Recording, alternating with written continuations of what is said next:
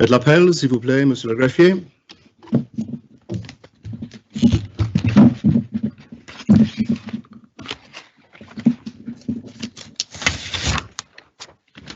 Monsieur le sénateur Gorst. Présent. Monsieur le sénateur Farnham. Présent. Madame la sénateur Ferguson. Présente. Monsieur le sénateur Lafondre. Présent. Madame la sénateur Valois. Présente. Madame la sénateur Moore. Présente. Monsieur le sénateur Pallet. Présent.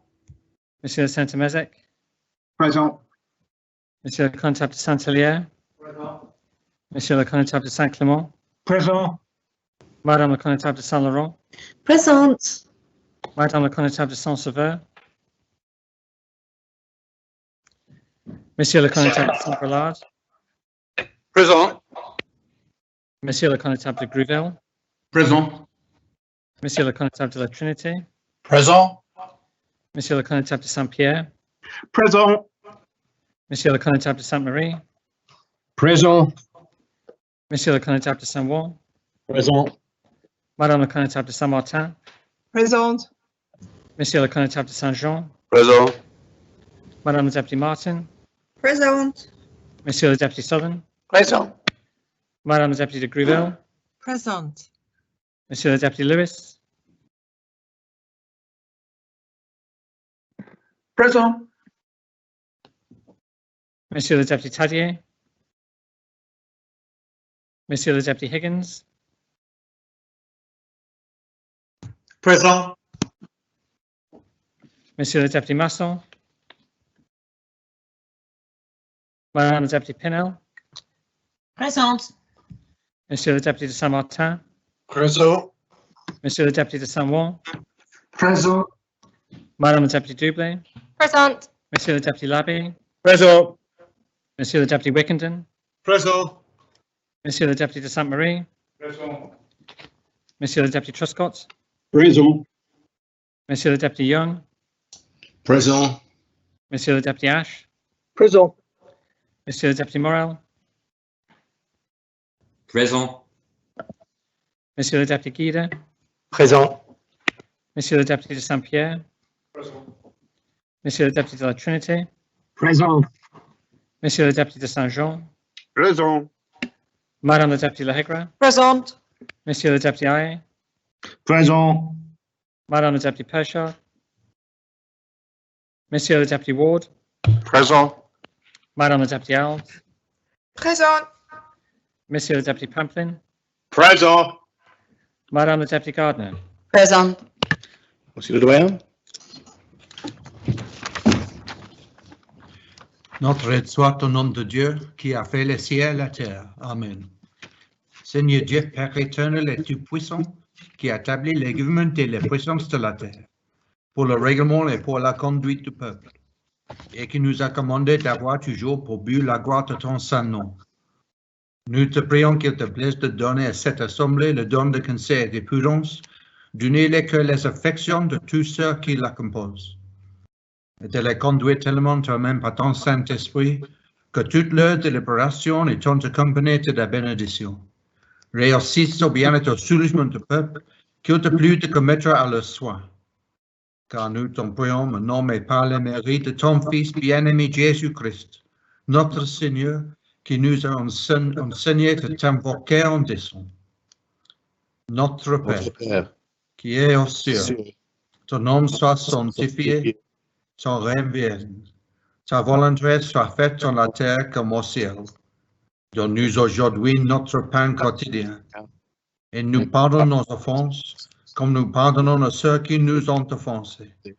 Et ne nous envoie pas en tentation, mais délivre-nous du mal, car à toi la reine, la puissance et la gloire, au siècle des siècles.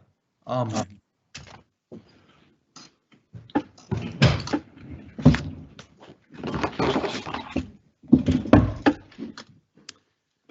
Madame la connétable de Saint-Sauveur.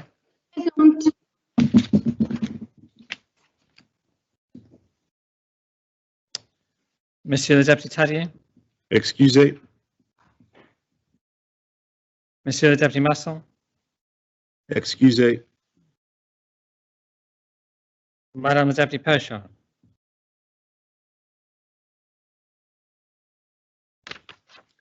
Excusez. Visitation, Monsieur le Président.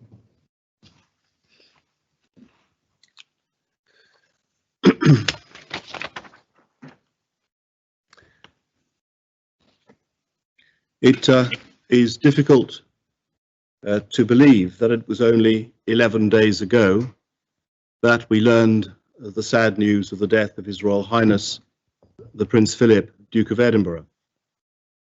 Since that time, we have all heard a great deal indeed about his life, his work, and his contribution to Britain and to the Commonwealth.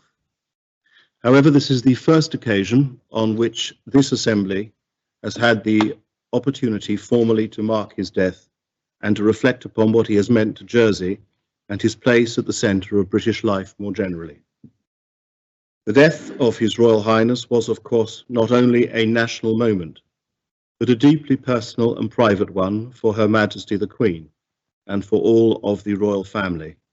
And I would like to take this opportunity to read to you the message of condolence sent on behalf of the island to Her Majesty. I wrote, Your Majesty, the Lieutenant Governor, Bailiff, and States and people of Jersey have received with deep sorrow the news of the death of His Royal Highness the Prince Philip, Duke of Edinburgh, and send Your Majesty their deepest sympathy. Islanders join Your Majesty's subjects across the Commonwealth in mourning the passing of a much respected figure whose life of dedicated service to his country and to his family has been an example to us all. This has been exemplified by his selfless commitment to duty as Your Majesty's consort for more than 60 years.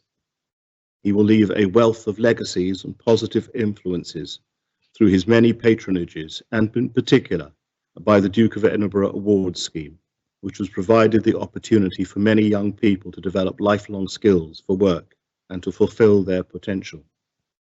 On the 7 occasions when His Royal Highness visited the island, the people of Jersey were touched by his engagement and interest in local community life, and by the warmth and friendliness of his personality, as well, of course, as his sense of humour.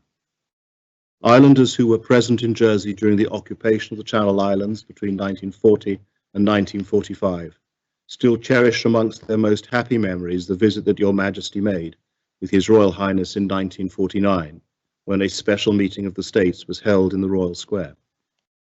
The island also recalls its pleasure at the visit of Your Majesty and His Royal Highness in 2005, when Jersey celebrated the 60th anniversary of liberation, and a special Liberation 60 sculpture was unveiled on Jersey's waterfront to celebrate the restoration of freedom. While we express our deep sadness by the news of the Duke of Edinburgh's death, we nonetheless rejoice in the knowledge that he led a very full and happy life and made an enormous contribution to the royal family and to the wider community throughout the Commonwealth. And I signed that message off in the customary manner. It seems to me that there is not a great deal more that I should or need to say on this occasion. The Duke of Edinburgh will be remembered for his character and his selfless service to and in support of Her Majesty the Queen, and to her and her family our thoughts must inevitably turn as she moves forward without the presence of the man who supported her for more than 7 decades. The Duke of Edinburgh was from that generation that understood duty and service, and those virtues he embodied. On his visits to Jersey, he always showed a keen interest in island matters and in the life of its people. Her Majesty the Queen is our Duke, but he, the Duke of Edinburgh, was hers, and he is remembered by us with respect and with affection. I now call upon Senator Gorst, a senior senator, to speak.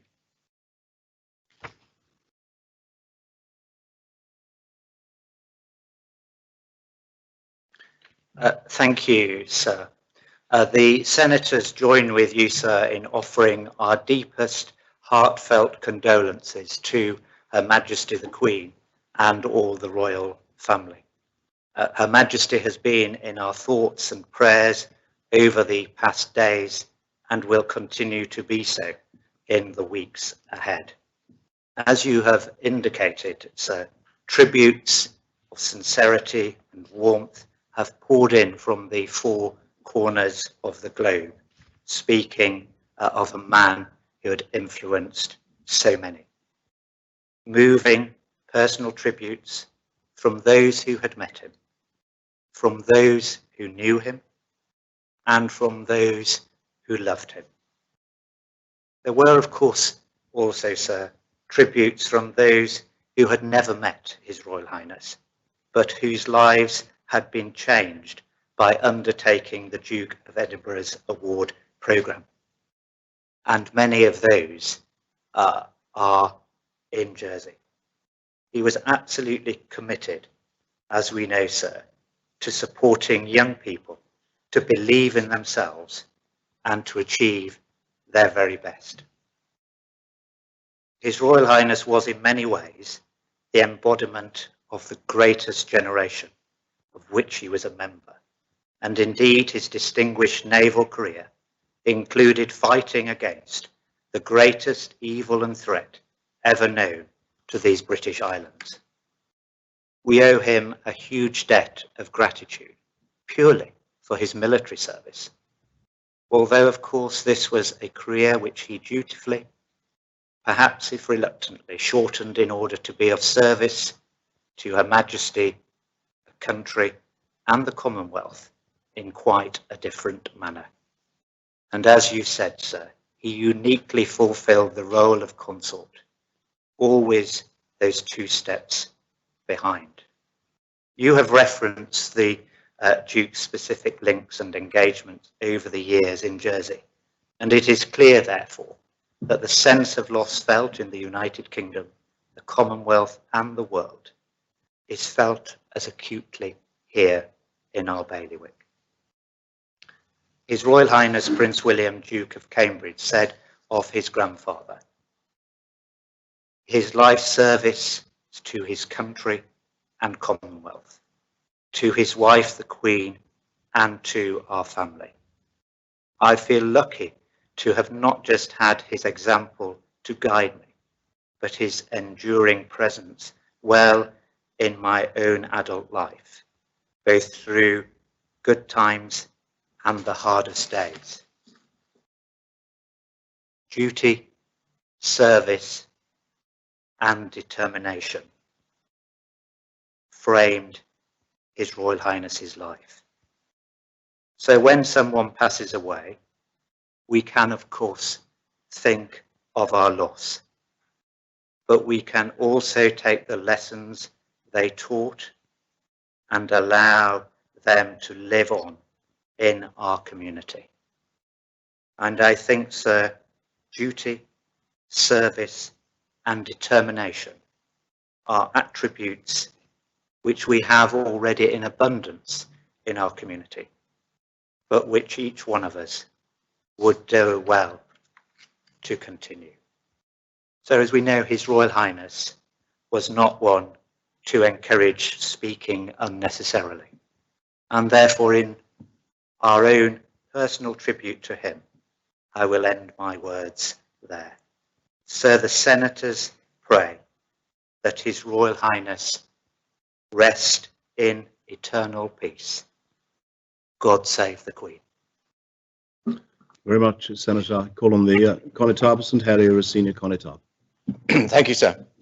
Sir, the Connétables are aware of the profound sorrow felt by their parishioners following the death of His Royal Highness, the Prince Philip, the Duke of Edinburgh, and of their deep sympathy for Her Majesty the Queen and the royal family in their bereavement. Meeting loyal subjects by parish is a key feature of every royal visit, and one of the pleasures of being a Connétable is to introduce their Royal Highnesses to individual parishioners, all of whom have moving and fascinating stories to tell, which interest our visitors greatly. I have no doubt that the uniqueness of our parish system has been one of the aspects that made the Duke of Edinburgh's 7 visits to our island especially enjoyable, with its emphasis on honorary service, from the first occasion in June 1949, accompanying the then Princess Elizabeth, to his final one in 2005, marking the 60th anniversary of the liberation. 2 of the Duke's visits included meeting the late Mitch Couriard, MBE, who gave so much of his time to working with young people supporting the Duke of Edinburgh Award and serving his parish as a Bantoneer. On Liberation Day in 2005, Prince Philip and the Queen met groups of islanders in Liberation Square under their parish banners and members of parish municipalities in the Grand Hotel. The ceremony included a performance on the theme of reconciliation by the Jersey Youth Theatre, and Prince Philip and the Queen were able to meet the Burgermeister of Bad Vosjak and some of those islanders who were interned there during the war. This final visit to our island by the Queen and the Duke of Edinburgh as a couple also included the unveiling of the Freedom Tree on the St Helier waterfront and meeting Linda Rose Parks, a local poet whose poem, The Tree, is inscribed in Jersey granite around the base of the sculpture. I was reminded of that poem by the Poet Laureate's elegy for the Duke of Edinburgh, published just on Sunday, on the day of the funeral, where he writes, "The major oaks in the wood start tuning up, and skies to come will deliver their tributes." Or in the words of our Jersey Freedom Tree, "When we sleep, the open vowels of landscape still draw us back to the windswept oak." May he rest in peace. Thank you very much, Conitab. I call upon Deputy Martin as the Senior Deputy. Thank you, sir.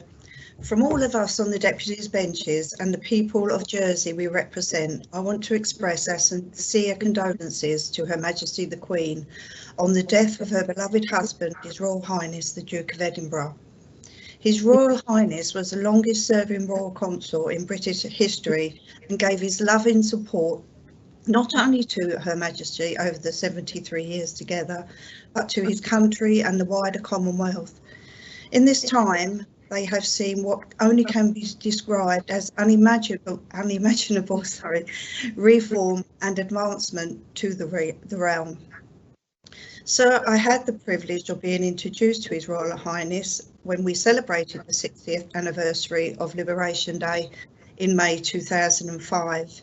It was a fantastic day, and I think this was the last time His Royal Highness came to Jersey. I know he had visited the island many times before, and I believe both he and Her Majesty enjoyed all the times they spent here. So, like many others around the world, on Saturday,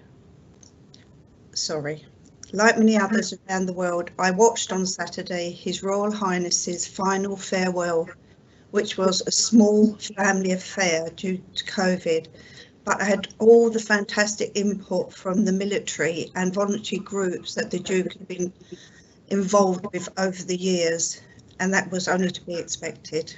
Sir, our thoughts are with all the royal family as they come to terms with their sad loss. May he rest in peace. Thank you very much, Deputy. I call on the Chief Minister to speak for the government. Thank you, sir. Sir, on the sad occasion of the passing of His Royal Highness the Duke of Edinburgh, I wish to express my sorrow and sincere condolences on behalf of the Government of Jersey.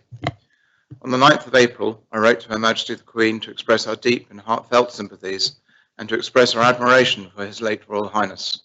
I know all of our thoughts are with Her Majesty and members of the royal family during their mourning.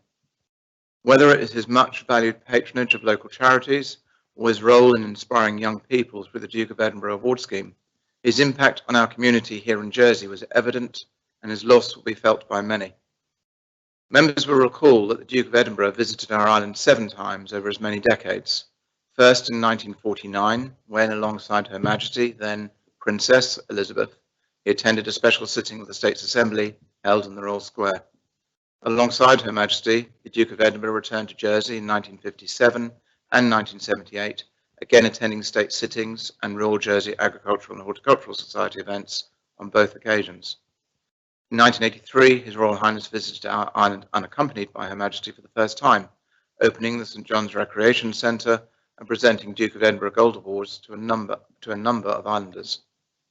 In more recent times, Her Majesty and His Royal Highness returned to Jersey in 2001 and 2005, celebrating on the latter occasion 60 years since our island's liberation from German occupation. And I know this final visit will be in the minds of many islanders as we remember His Royal Highness today.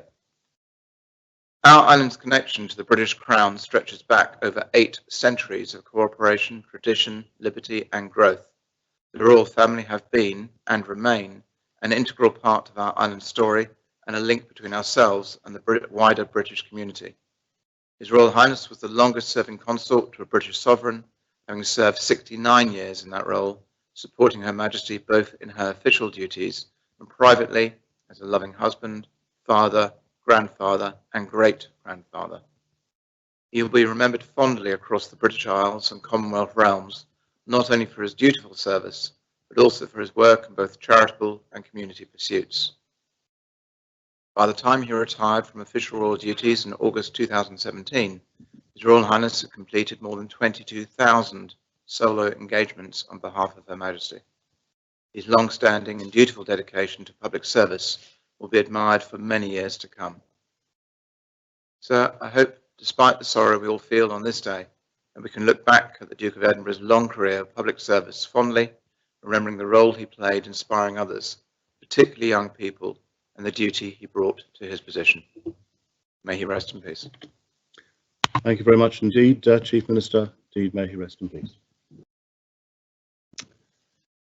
Very well, that concludes announcements under Part A. There are a number of subordinate enactments under Part B. A number of matters have been presented or laid as described with the consolidated order paper under Section C. The following matters have been lodged under Section D. Minimum wage increase, P11 2021 amendment lodged by Deputy Southern. Draft Constitution of the States and Public Elections Jersey Law P17 amendment lodged by Senator Gorst. The same second amendment lodged by Senator Gorst. The same second amendment lodged by Senator Farnham. The same third amendment lodged by the Privileges and Procedures Committee.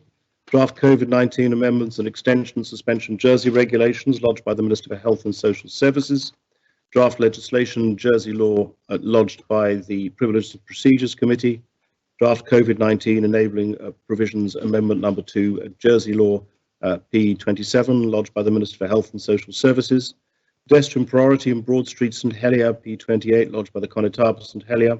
Pedestrian priority in Broad Street St Helier P28 amendment lodged by Deputy Gardner. Jersey Police Complaints Authority appointment of members lodged by the Minister for Home Affairs P29.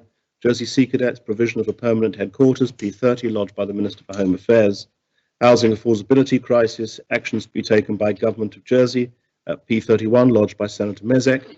Regulation of 0 hours contracts P32 lodged by Deputy Southern.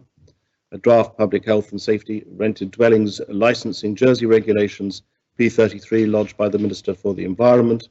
Adjustment of green travel and regional categorizations ahead of reintroduction of a safer travel policy lodged by the Safer Travel Guidelines Review Panel P34.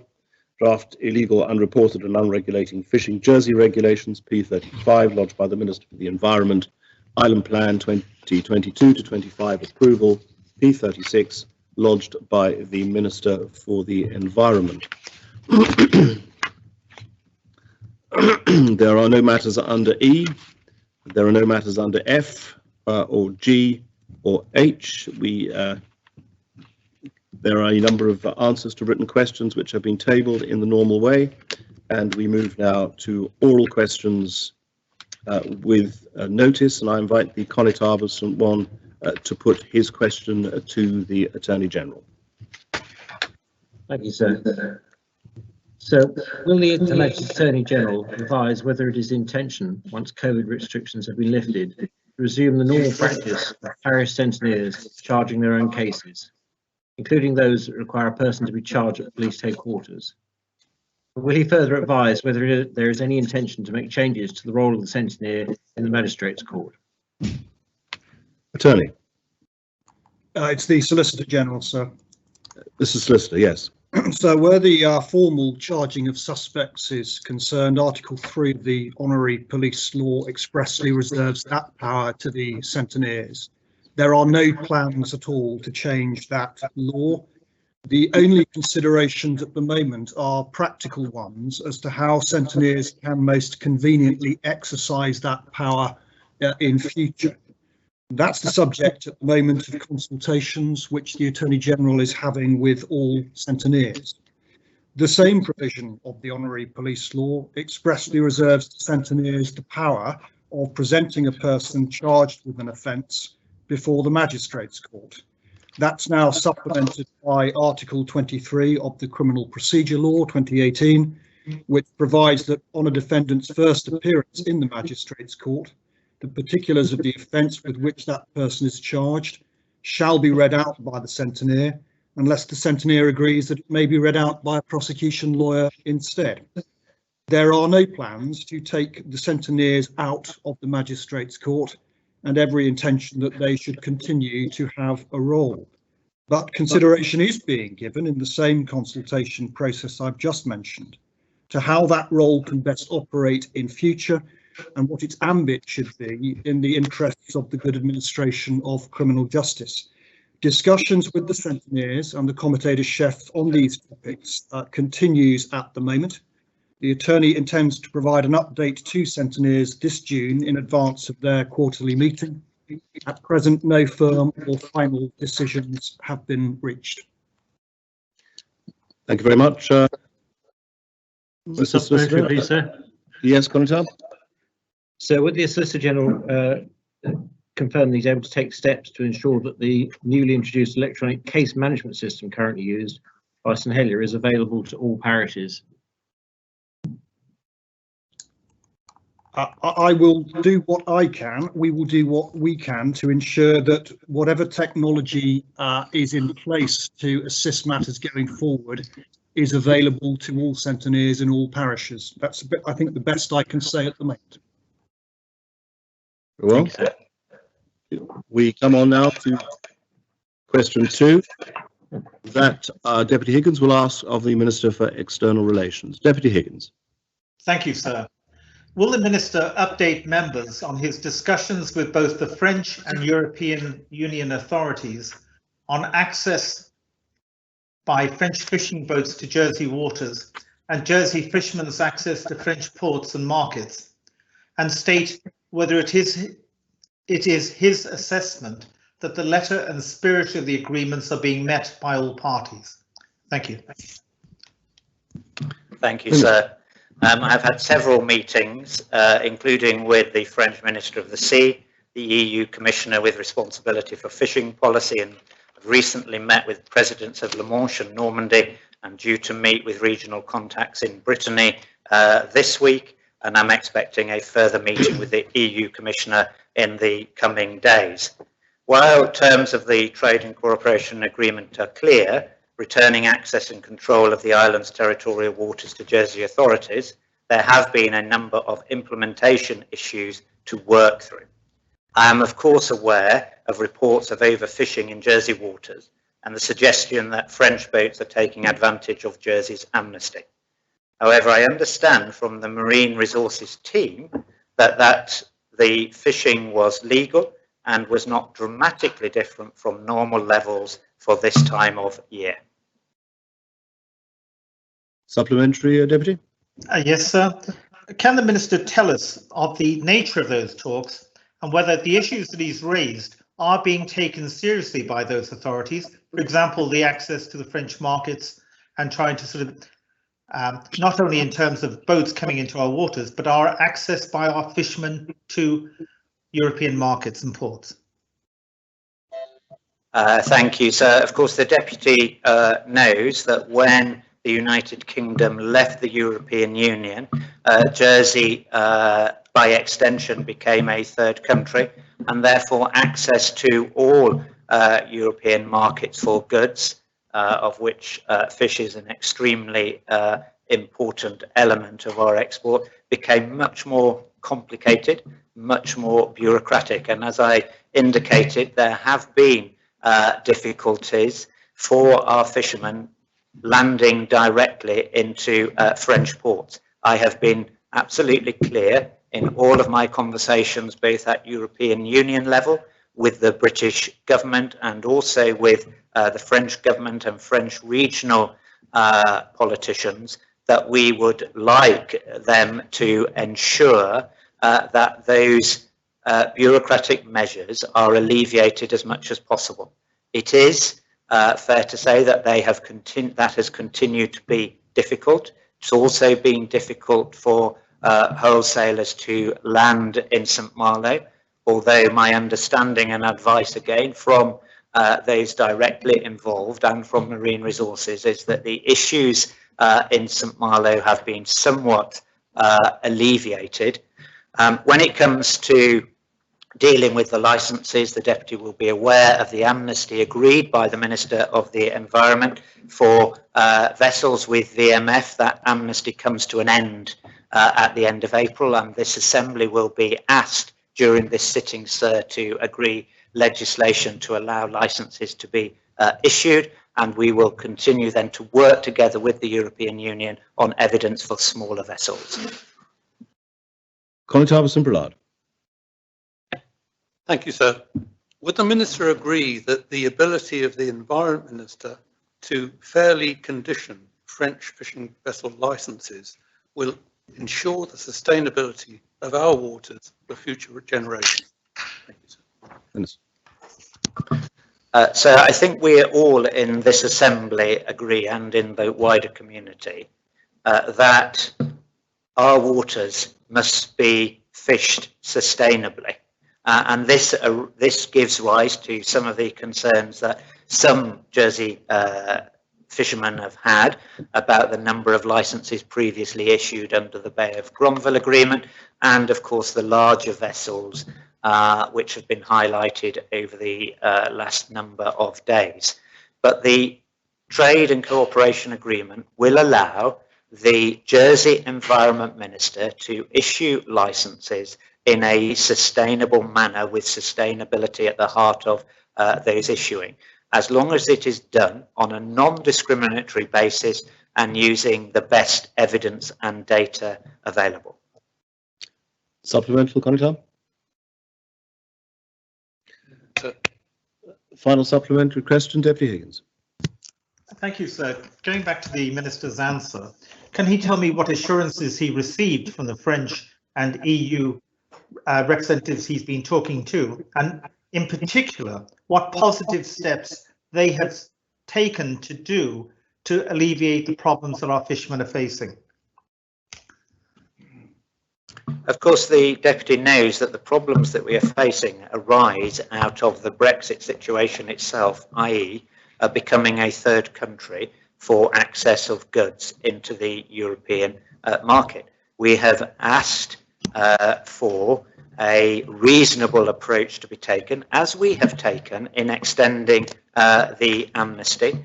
The concern, of course, on regard to our French colleagues is that the number of licences that Jersey might issue and any measures around sustainability that might be taken into the future. Of course, we have spoken to our colleagues in La Manche. They would like to implement a border inspection post at La Manche. We fully support that, but the Deputy can see that from their position, they are saying that until licences have been issued, there can be very little, if any, progress on the border inspection post. That's why we're having to rely on the inspection post at St Malo. So it is important that we continue to maintain positive relationships and continue to talk as we get through the end of the initial amnesty and the final 2 months of the amnesty for smaller vessels. Because if we stop talking, if we behave in an uncooperative manner, these issues will continue. Very much, Minister. We come to question 3. The Deputy de Hegera will ask of the Minister for Home Affairs. Deputy. Thank you, sir. Will the Minister advise members whether the States of Jersey Police are advising members of the public who ask them about new legislation to speak to their local states members, as they have the power to bring in new legislation, and if so, why? Minister. Yes, thank you, sir. I'm sure the Deputy will appreciate that I do not know what members of the States of Jersey Police may advise members of the public in their daily interactions, which of course there are many with the public. However, I'm assured that the scenario described by the Deputy is not happening as a matter of course or in a proactive way.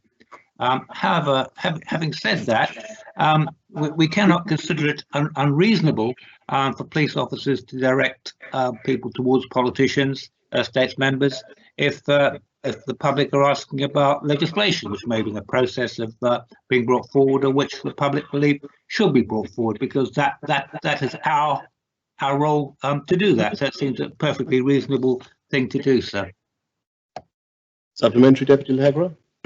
Thank you, sir. What communication and consultation has occurred with the Minister and SOJP in recent times in relation to new legislation, and in particular that of antisocial behaviour? So it is, the police are neutral as far as legislation is concerned in the vast majority of cases, and it is up to us, the Assembly, to consider appropriate legislation. As I say, it's the police enforce the laws that we make. They don't actually make the laws, sir. Deputy Gardner. Thank you, sir. Does Minister consider that there is a need for additional legislation to tackle antisocial behaviour among the teenagers? And if yes, what type of legislation is required? If not, what are the action Minister planning to take to make sure that this antisocial behaviour of teenagers will be tackled? So antisocial behaviour is a very difficult thing to deal with, but something which is very difficult for the public to put up with too, and it's something which must be tackled. And I am looking for advice from the law officers, particularly from the Attorney General, who I know is meeting on a fairly regular basis with the police chief, who will eventually make recommendations to me as to how we can deal with this issue, sir. Supplementary. How we can deal better with this issue, sir. Supplementary, Deputy Gardner. Just to reconfirm, Minister, if I understood correct, that there is a work process in place to address and to find if any extra legislation is required to address growing concern in the public. Yeah, that is absolutely correct, sir, because there are various options in different jurisdictions available to the law enforcement agencies and to the children's services, and we are looking at those to see if they could be useful in the Jersey context, sir. Thank you very much. Could I just mention to members that the ambit of the original question was, of course, advising in general terms when new legislation is concerned, what the States of Jersey Police are advising members of the public do. The question can't be, I think, used as a reason to pursue particular legislative initiatives with this minister. Deputy Morell. Thank you, sir, and thank you for reminding me of the original question, because I think I was going to veer off somewhat, in which case I will withdraw my question. Thank you, sir. Thank you very much. Deputy Higgins. Yes, sir. The question that was asked was about the police getting members of the public to approach their representatives, because I think the implication was that they didn't have sufficient power. Can the Home Affairs Minister tell us, however, what powers the police do have in this area, that and whether that would be a reasonable thing to say, to go to members to get new powers when they have existing powers? Can he tell us, please, what the existing powers are? In which particular area, Deputy? I'm not sure. In terms of antisocial behaviour, sir, and the powers the police have in this area. Minister. So antisocial behaviour should not just be considered as an enforcement matter, as simply a police matter. It is much wider than that. It is to do with the children's services. It's to do with SIPES. It is to do with the Children's Commissioner. It's a much more rounded thing than the police using the enforcement powers that they have, the powers of arrest, charge, and so on. It's much wider than that. And we are currently, both myself, the Home Affairs Department, the Children's Commissioner, are looking at the Youth Justice Review, and I'm hoping that something positive will come out of that in due course, sir. But it's not. Let's not pretend it's an easy fix. There've always been antisocial problems. I think with the situation of the last 12 months has probably made things a little worse. But we're talking about a relatively small number of young people, and we've got to find the solution to that, sir. Jointly, not just relying on the police to do it. Supplementary, sir. Yes, Deputy. Yes, the Minister, I agree with him about it's a much wider problem, but I asked a specific question. What powers do the police have? He mentioned arrest and charge, but for what? Are you able to assist with that, Minister? Well, any charges will be brought by the appropriate centennier on the advice of the Law Officers Department. It would depend on what sort of offence we're talking about, sir. That's the offence I'm asking for, sir. Well, I can't speculate about an offence. I mean, it could be anything at all, from littering to assaults to whatever. Now, littering is antisocial behaviour, but also committing an assault is antisocial behaviour. Very much, Minister. Deputy Morell. Thank you, sir. And now reformulated my question.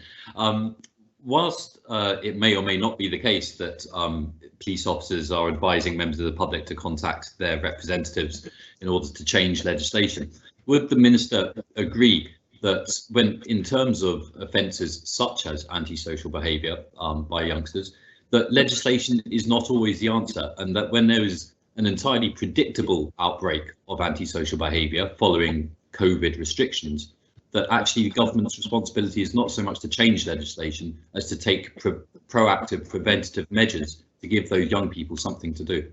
Thank you, sir. Yes, I couldn't agree with Deputy Morell more. He's absolutely right, and that's what I was trying to say in my own clumsy way. But nevertheless, we do have a duty when the sort of behaviour comes to the fore to ensure that our legislation is fit for purpose, and that's what we will be doing, sir. Supplement. Yes. Sir. Thank you. I'm delighted the Minister agrees with me. But with that agreement in mind, would the Minister be able to advise the Assembly as to what proactive preventative measures this government has taken to make it less likely that young people undertake antisocial behaviour? Thank you, sir. Yeah, so it's been a little bit difficult recently with a significant number of changes in the education ministry. But this is what we're trying to do. The police, the law officers, SIPES, Children's Services, Children's Commissioner are working together to make recommendations on how the situation can be improved, and this will continue. As I mentioned before, the Youth Justice Review will hopefully come before the Assembly later this year, when we can look at the appropriate legislation, the appropriate policies going forward. But what I would like to assure the public, we're not sitting in our hands. We are working very hard, all of those agencies and others, to try and improve the situation for the island as a whole, and indeed for the young people themselves there, to try and divert them away from criminality. Well, I have Deputy Ward, then Deputy Southern, then final supplementary, Deputy O'Hara. Deputy Ward. Thank you, sir. So may I ask the Minister, would the Minister advise members of the public who are interested in legislation to bring it to the States member, and indeed would he advise States members to bring legislation to the Assembly should they believe it necessary? So, I'm not sure if I completely understand the question, but the obvious answer is yes, of course. That's what we're here for. That's what we're elected to do. Like if you want to report a crime, you wouldn't normally come to me or to the deputy or to the bailiff. Well, we'd normally go to a police officer. So the same thing applies, sir. Supplementary, sir? Yes, Deputy. And may I ask the Minister, would he support such legislation, and what would he do to ensure that there aren't obstacles in terms of officer time that may get in the way of any legislation that is brought and passed by this Assembly? So, again, I'm not quite sure if I understand the situation. If the question, I mean, if it is decided if the Home Affairs Minister or some other minister decides that certain legislation is appropriate, it's up to them to gain law drafting time and then bring it to the Assembly, sir. And it will be prioritised the same as every other piece of legislation. Thank you, sir. Do you mind if I stand? No, I think that's fine, provided you can be heard all right, Deputy. I think you can. Old habits die hard, I'm Indeed, afraid. I fully understand that. Especially in old dogs like me. Does the Minister agree with the Chief Commissioner of Police in Liverpool that were he to be given £10 million to spend on antisocial behaviour, he would spend £2 million on policing and £8 million on improving the financial condition of the families with young people? Yeah, I haven't heard that quote, sir, from the Commissioner, but the principles behind it are absolutely right, because a lot of these young people involved in the antisocial behaviour that we're talking about at the present time have been involved in unfortunate backgrounds, have not perhaps had the love and affection that most of us would take for granted, and have had not the best opportunities in life. So there is probably some merit in that statement, sir. Supplementary, Deputy? Yes, sir. Will the Minister bear that in mind when he comes to voting on P11? Sorry, I don't know what P11 is, sir. It's too far outside the ambit of the original question, Deputy. It's yes, I think you'll have to wait with suspense to learn how the Minister is likely to vote. A final supplementary, Deputy Hegarah. No, thank you, sir. I think it's been well and truly covered. Thank you very much. We'll come to question 4 that Senator Mezek will ask of the Chief Minister. Senator. Thank you, sir. Feeling slightly silly because the question's now out of date, but I'm sure the answer will account for that.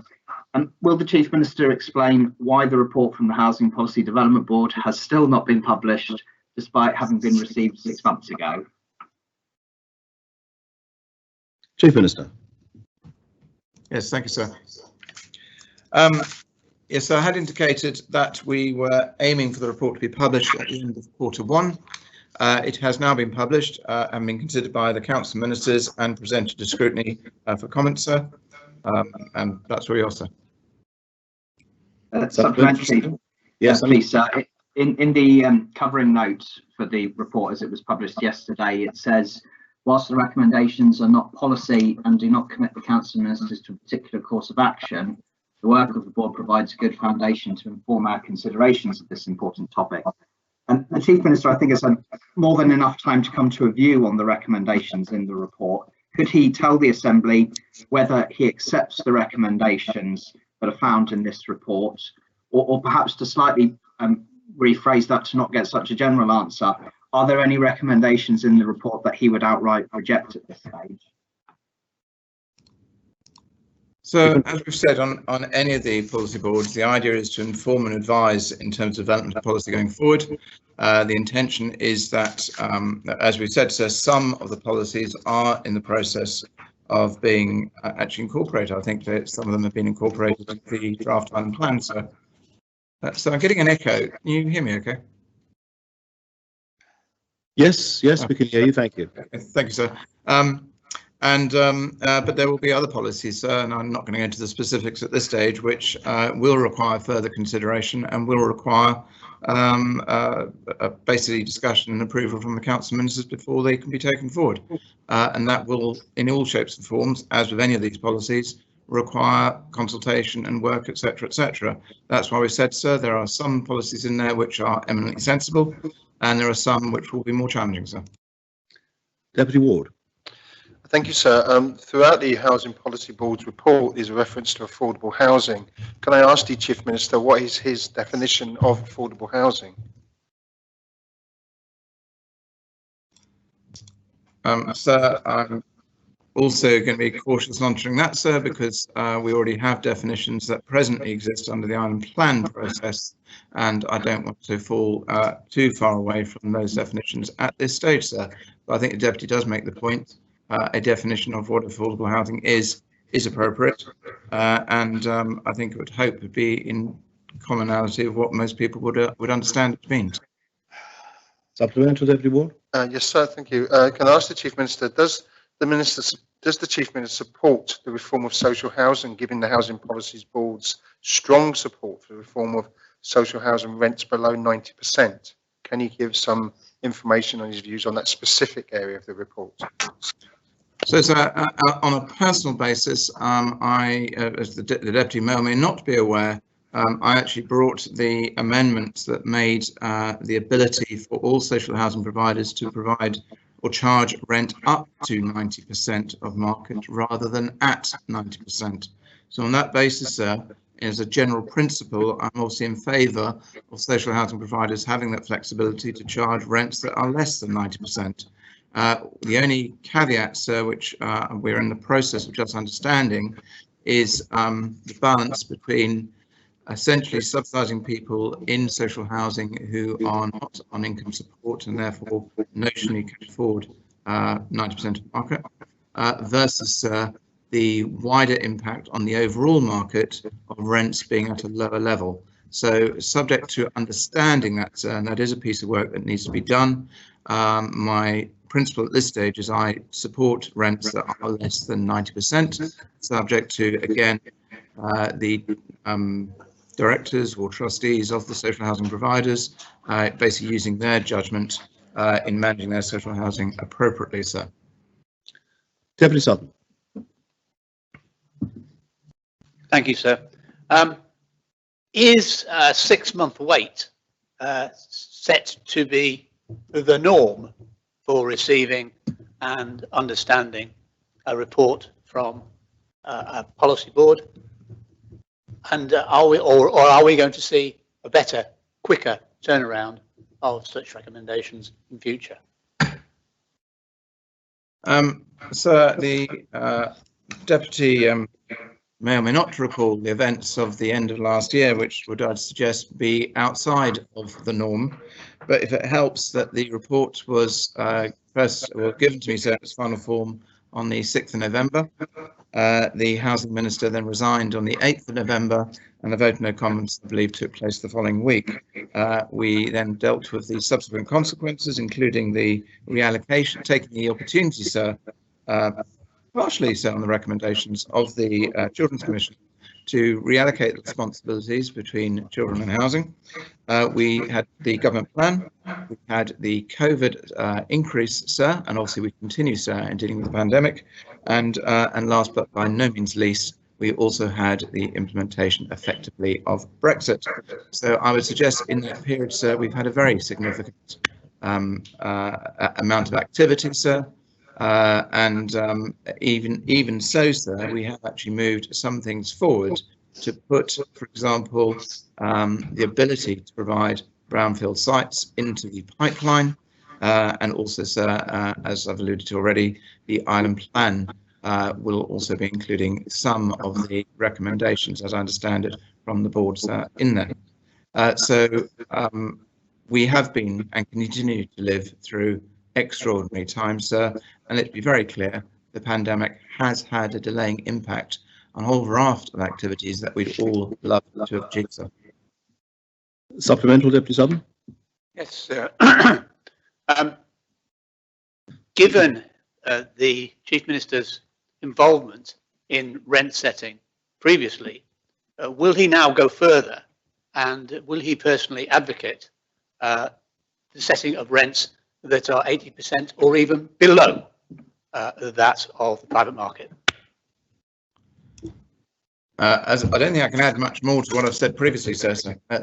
Which, in other words, sir, I basically want to understand, sir, the actual implications of doing it. But to date, sir, there is nothing that actually stops social housing providers doing that already, sir. Well, final supplementary, Senator Mezek.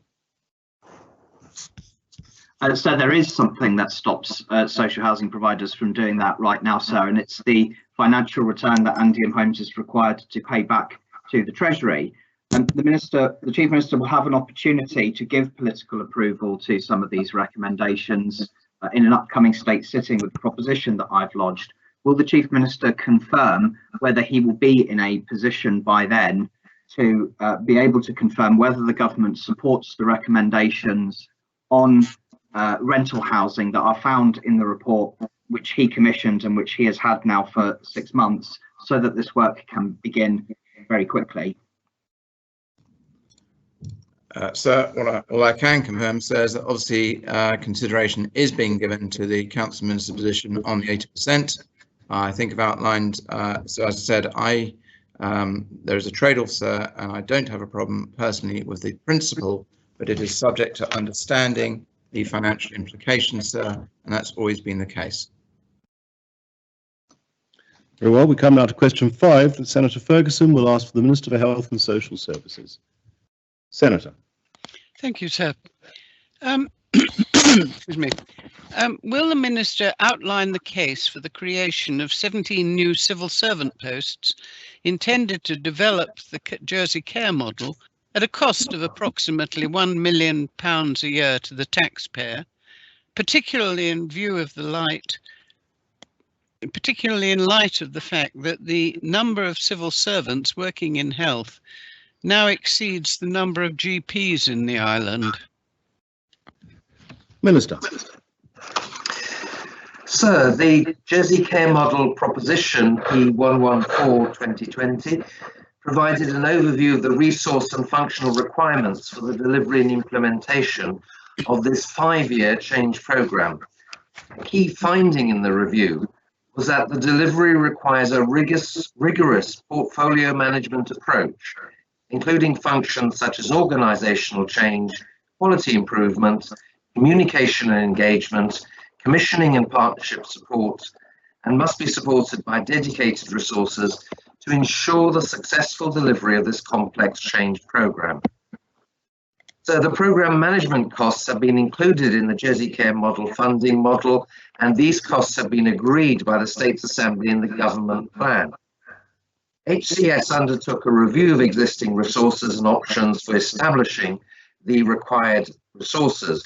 The first option was to engage a large consultancy firm, but the second option was to establish a dedicated 5-year programme team within the department. The latter option was considered more beneficial for a huge number of reasons, including the provision of employment opportunities for islanders. So a key to the success of the programme is the establishment of good working relationships with a wide range of stakeholders, including primary care and private and charitable care providers. Establishing this dedicated team on island will ensure we build up trust and good relationships for the long term. Thank you, sir. Supplementary, Senator? Yes.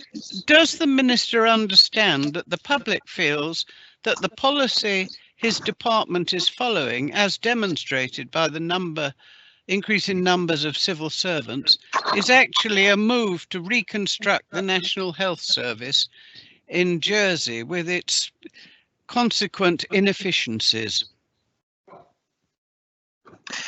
So we don't have a National Health Service. We have an excellent service which involves charitable providers, private care providers, an independent primary care sector, and none of that is threatened by the Jersey Care Model. Indeed, our partnership working with all of those providers will be enhanced. So the criticism of previous proposals that started in 2012 under P82 was that its progress was too slow, that there wasn't enough work being carried out on it. This team, sir, that is being established will ensure that we have a rigorous approach to designing and implementing change to enhance the healthcare of islanders. Thank you, sir. Deputy Sutherland. Thank you, sir. What consideration has the Minister, what consideration is the Minister giving to the possibility of expanding the delivery of primary care to, for example, children who are not necessarily in low-income families and those with chronic long-term illnesses? And is he examining producing primary help either free or at low cost? So the funding of or the supplementation of the costs for primary health care are largely a matter to do with the Minister for Social Security, as the Deputy will know. I don't have a budget for that area, but of course we are always striving to improve healthcare with the partners we work with, and that will include healthcare for children and those with long-term conditions. This is ongoing work that is continuous. Supplementary, Deputy Sir. Ongoing work with an outcome to be delivered to this House by when? Well, some work is ongoing with providers, for example, in the field of diabetes care.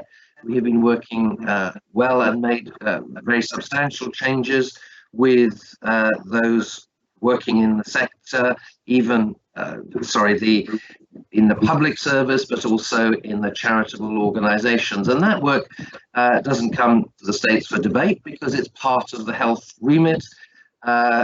Improvements to healthcare just are continuous. Well, final supplementary, Senator Ferguson. Thank you, sir. Yes, does the Minister not realise that the Jersey care model is merely moving some of the costs of health to the private citizen and pretends to reduce the health budget costs, and it takes no account of the fact that we are not the United Kingdom? Sir, I disagree that the Jersey care model is moving and imposing costs on private citizens. That is not referenced at all in the proposition, was not recognised by the scrutiny panel, was not what this Assembly voted for. This is not an imposition of any sort of other healthcare service other than the one that Jersey needs and has been supported by this Assembly, including its members serving on the scrutiny panel, and supported as well in the government plan as a way to improve islanders' physical and mental health and their well-being. And we're getting on with that work, sir. Thank you. Come to question 6 now. The Deputy Ward will ask the Minister for the Environment. Deputy Ward. Thank you, sir. May I ask the Minister, following his answer to written question 303/2020 in respect of air pollution monitoring, will the Minister advise how many of the proposed island-wide air quality monitors are currently in place, and what is the timeline for full implementation of the system? Thank you, sir. Minister. Thank you, sir. The air quality monitoring to which my previous answer referred, 57 of those units are now in place, which is 46 of them at school sites and 11 at other places. And of course, these are in addition to the static air quality diffusion tubes deployed in St Helier and real-time sites in the market and Howard Davis Park. Regarding the timeline, this is what the experts call a sandbox project, which I understand is a testing environment via Digital Jersey with new technology, and it's dependent on the sensors working, communicating correctly, analysing the data, and then having a UK academic institute to assure the data accuracy. When that phase is complete, we're in a better position to determine the timeline for seeing the project through. But of course, those steps are within the control of the supplier at the moment. Thank you, sir. Supplementary, sir? Yes, indeed. Can I ask the Minister then what data is being currently produced and what communication is happening between his department, the supplier, and others involved, such as Digital Jersey, in order to ensure that this project actually happens in timely for the island plan, for example? Well, the current status is there are issues. As I look myself, the data is not yet available to the public. At the moment, we cannot confirm that the information that's producing is accuracy. And I think it is true that there is, of the numbers of the 46 I spoke, 18 of those are working and 24 are not. There are 1 unit waiting installation and 4 calibrated units have been replaced. So in terms of the contractual relationship, the firm that is handling this is a firm called Air Sensor. I personally am not familiar with the terms of that contract, but nonetheless it is a commercial contract via Digital Jersey, and so there are communications going on. I think I just only undertake to produce a written report because this is a very technical and detailed matter, but it certainly won't be left. Thank you. Well, Deputy Gardner. Thank you, sir. Minister just mentioned Air Sensor, and I would like to bring Minister's attention to his answer to a written question from 21st of May 2019, which we are talking about a year before pandemic, and it has written that Environmental Health signed memorandum of understanding with Digital Jersey and Air Sensor to install 200 sensors. Are we still planning to install 200 sensors, and what's happened in 2019? Why this work didn't progress in 2019? I think some very, very good questions and absolutely spot on in terms of the work of the Public Accounts Committee. Thank you. The 2019, yes, if that was the intention of 200, clearly one cannot go further until we can get the units that we've had working, calibrated and reliable. Then I think decisions can be made about whether to continue. Certainly, sir, I think it's true that the team that has been handling this project has changed. As we all know, we had COVID, and the Chief Minister spoke about that. Digital Jersey have had to do an awful lot of work. Work was switched off of this project onto other things. And of course, the environmental health staff have changed, and they've been badly affected as a result of staff numbers during the COVID pandemic, which we are recovering from. So, I mean, certainly, I'm afraid it's true that this is a project which hasn't gone to plan, and we need to find ways of getting it back on track, albeit I accept there are contractual issues at root which will have to be looked at, and I'm sure the report I spoke of to the Deputy will be available to the Public Accounts Committee, and the officers, I'm sure, will be available to talk about it. Supplementary, yes, Deputy. Thank you. Thank you, Minister. It's appreciated, and we'll look forward to receive an update. I would like to ask to raise another point from the same answer. We had a special event of lodging around the school on the 20th of June 2019, coincidence with the Clean Air Day. Is it any special event or new air monitors can be installed in Clean Air Day 2021 to have like a special event like we had in 2019? Thank you, sir. Well, on a more positive note, obviously we have done a lot of work on air quality monitoring using the previous technology of air quality diffusion tubes, and there are 19 sites, including 7 new ones, are testing for oxides of nitrogen, and there are 6 sites for volatile organic compounds, including various locations, and real-time monitoring at 2 sites.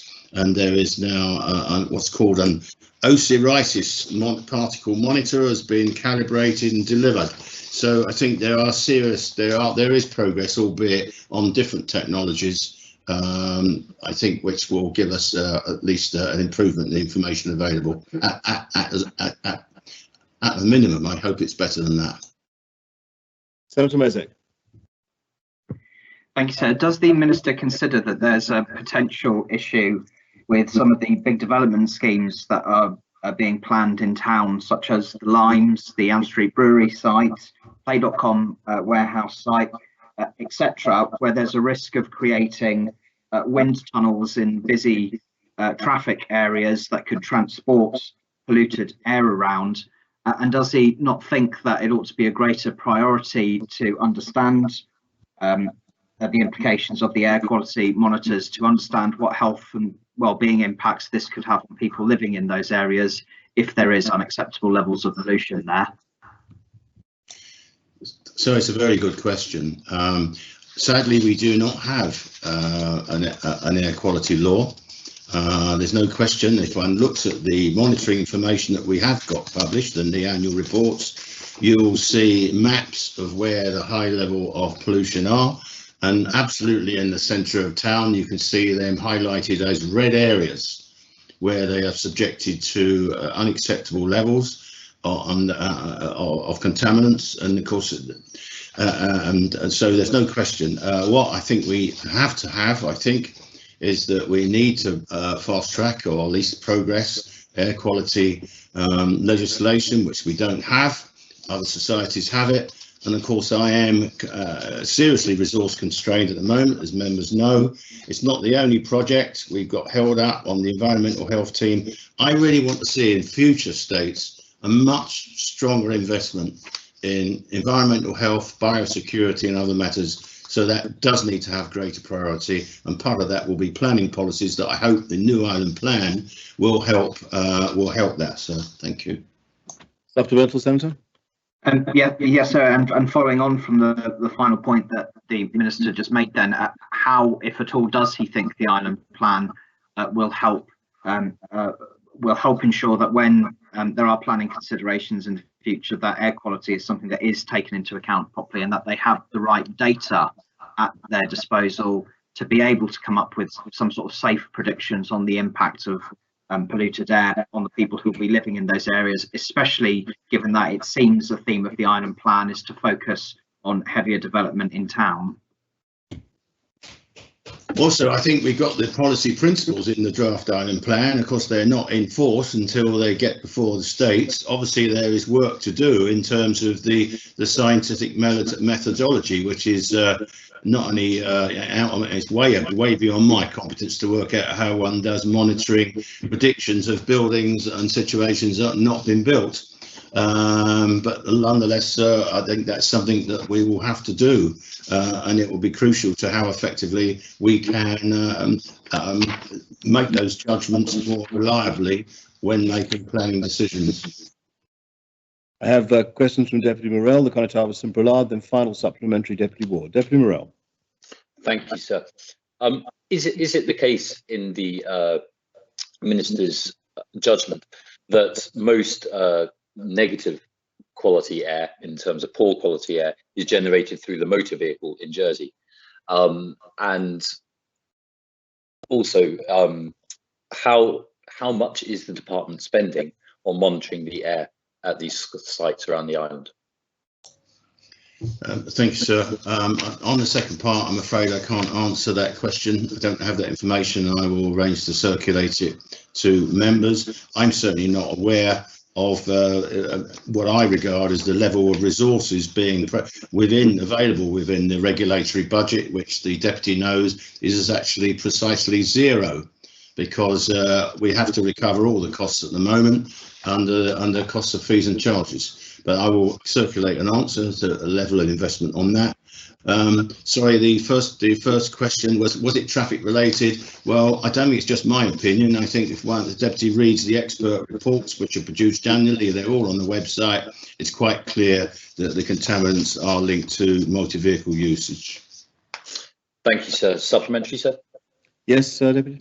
Yes, given the currently unknown cost, but also given that we all know that it is the motor vehicle creating the air pollution, would the Minister agree that a more cost-effective method to protecting islanders, and particularly young islanders, health and their lungs, would be to engage seriously with the Safer Routes to Schools programme, and to proactively cut the amount of traffic passing by schools and through busy traffic areas of St Helier? Absolutely, sir, and I certainly have put pressure on my colleague, Infrastructure Minister, and his officer team to progress schemes under that. I had the privilege of attending Montnicol School and met the staff and the pupils and parents and they've been campaigning this for years. I'm delighted to say we've now achieved a breakthrough in a barrier, a new crossing on Petit Route des Miels, where the railway walk crosses over, to deal with the safety hazard on that, which stood in the way of that. And I expect to see that's an example of things going well. And so we really have to proceed and accelerate the programme that the infrastructure minister has to try and to do something about the menace of pollution from vehicles. Conor Thompson-Brolard. Thank you, sir. Would the minister advise members whether the readings from the various monitors are publicly available, and if so, where? Thank you, sir. Yes, sir. Well, unfortunately, the readings on the new the experimental ones are not, because they can't be published because they're not validated and they are not considered accurate enough. There is a website which I tried to access myself. It's called Digital Jersey, Choose Jersey, Sandbox Jersey, presumably where Air Sanctuary have put that stuff, but I can't find it.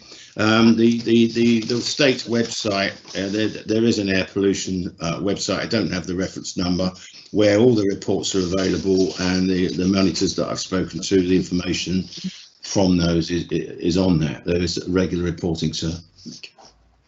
Supplementary, sir. Would the minister tell members whether he in fact has the staff to continue this project? He indicated that he'd had problems during COVID, we understand that, but has he got resources to continue it? Thank you, sir. I think, sir, the honest truth is we've seriously struggled with environmental health resources. The team was down to 50%, as the chairman of the panel knows, at its most severe impact on COVID.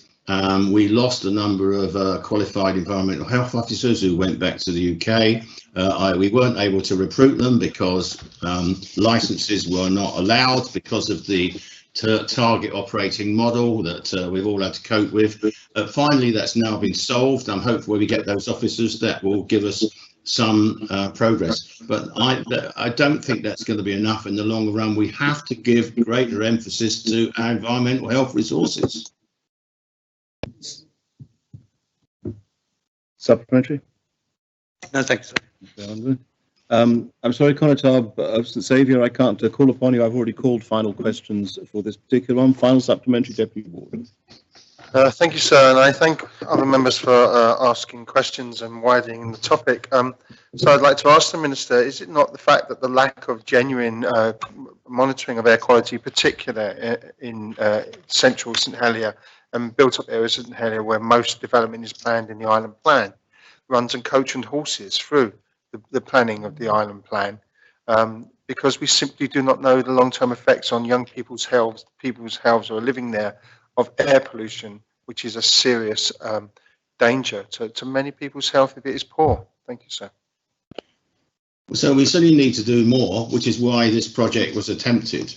Clearly, it hasn't gone successfully thus far. I wouldn't write it off at the moment, but I'm not able to be positive about that. But what I can be positive is we do have real-time monitors in place, and one can, and 2 sites in town, and you can look at those and see those results. They give you an immediate readout, and you can see the trends. And then, of course, the diffusion tubes, which are not immediate real time, but they're used in the reports, which we get quarterly reports. I think they are.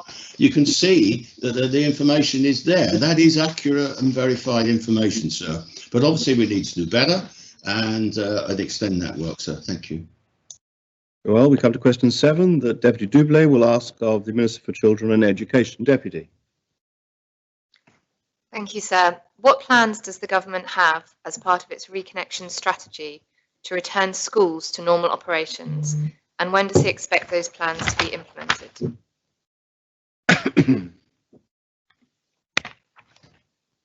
Who's answering for the Minister? So I believe it's me, because the deputy, ordinarily Sir Deputy Wickington is acting in the capacities acting up, but the deputy has asked understanding order 13.3a for it to be applied to the minister in person, which means it's me, sir. Well? Yes, sir. It is expected schools will return to normal with the removal of all physical distancing and bubble systems when there is no longer a requirement for this in the community, sir. Supplemental, Deputy Doublé.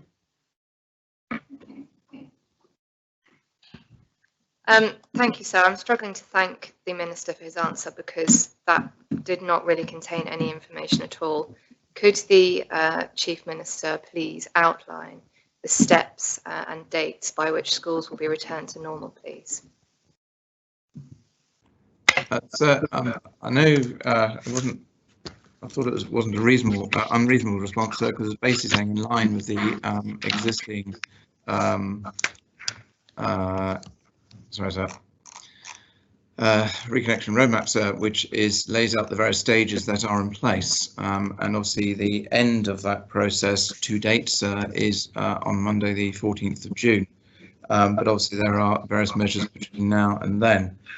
What I would just say, sir, is that the main priority to date has been to keep the schools open, and compared to almost anywhere in the British Isles, we've done exceptionally well in that area. If the Deputy feels that more could be done quicker, I'm very happy to receive any submissions on that front, sir. And in particular, sir, we can always request a review to be done on certain measures, but bearing in mind, sir, if we can, and it is always subject to how we advance through the next few months, we can bring measures forward if that is appropriate. But as I said, the focus has always been on keeping the schools open and operating as much as they can. And but if the Deputy is saying, well, actually, can we have a further review to see if more measures can be done and mitigated? That is possible. But I always make the caveat, sir, that we change our measures according to the circumstances we face. Deputy Gardner. Thank you, sir. I would like to ask Chief Minister, we do have clear reconnection map for the economy of the island. We have clear reconnection map for traveling with clear dates.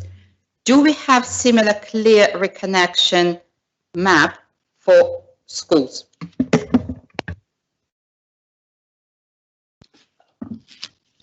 So to date, the schools aren't necessarily treated separately, sir. And there is some I'm just looking at now, sir, there is some very extensive guidance for education, which is obviously on the website, sir. But the general intention is that we are consistent with the reconnection roadmap that is published, sir. Yes, indeed. I think there is any further clarity is required, because from one side, and I'm really welcoming, we have 1,000 people can watch rugby match during this weekend, and at the same time reception and year one at school cannot play together. So it would be really helpful. Would Chief Minister think that it would be helpful for schools to have clear reconnection map going forward?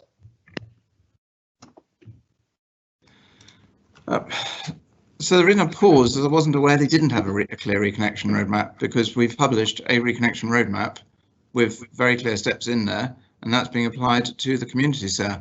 I've always made the point, we've had this a number of times, it is always easier to essentially tighten up restrictions, and as soon as we start trying to ease, every area starts asking for exceptions to be made to their own particular circumstances.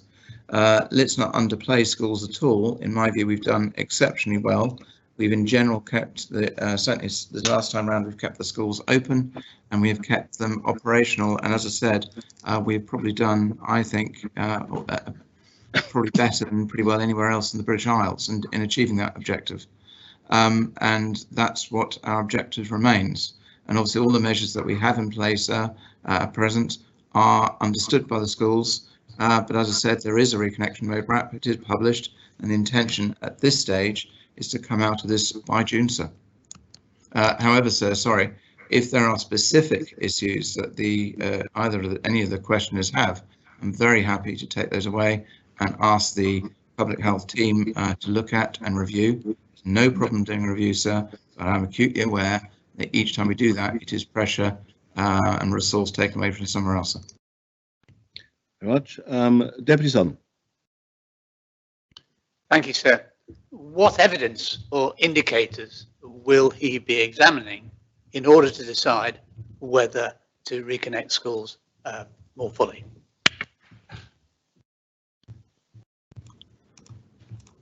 So the measures that we look at in general, the measures that all states members are shown on a fairly regular basis, and particularly scrutiny do receive updates on, which are the positivity rates, the active cases, the data around what we think may be coming down the line, what is happening in our neighbours. There are a whole range of factors that we bring in, sir, and members as a whole are briefed on those regularly, sir. Supplemental, Deputy? Same. Yes, sir. Just follow up to that.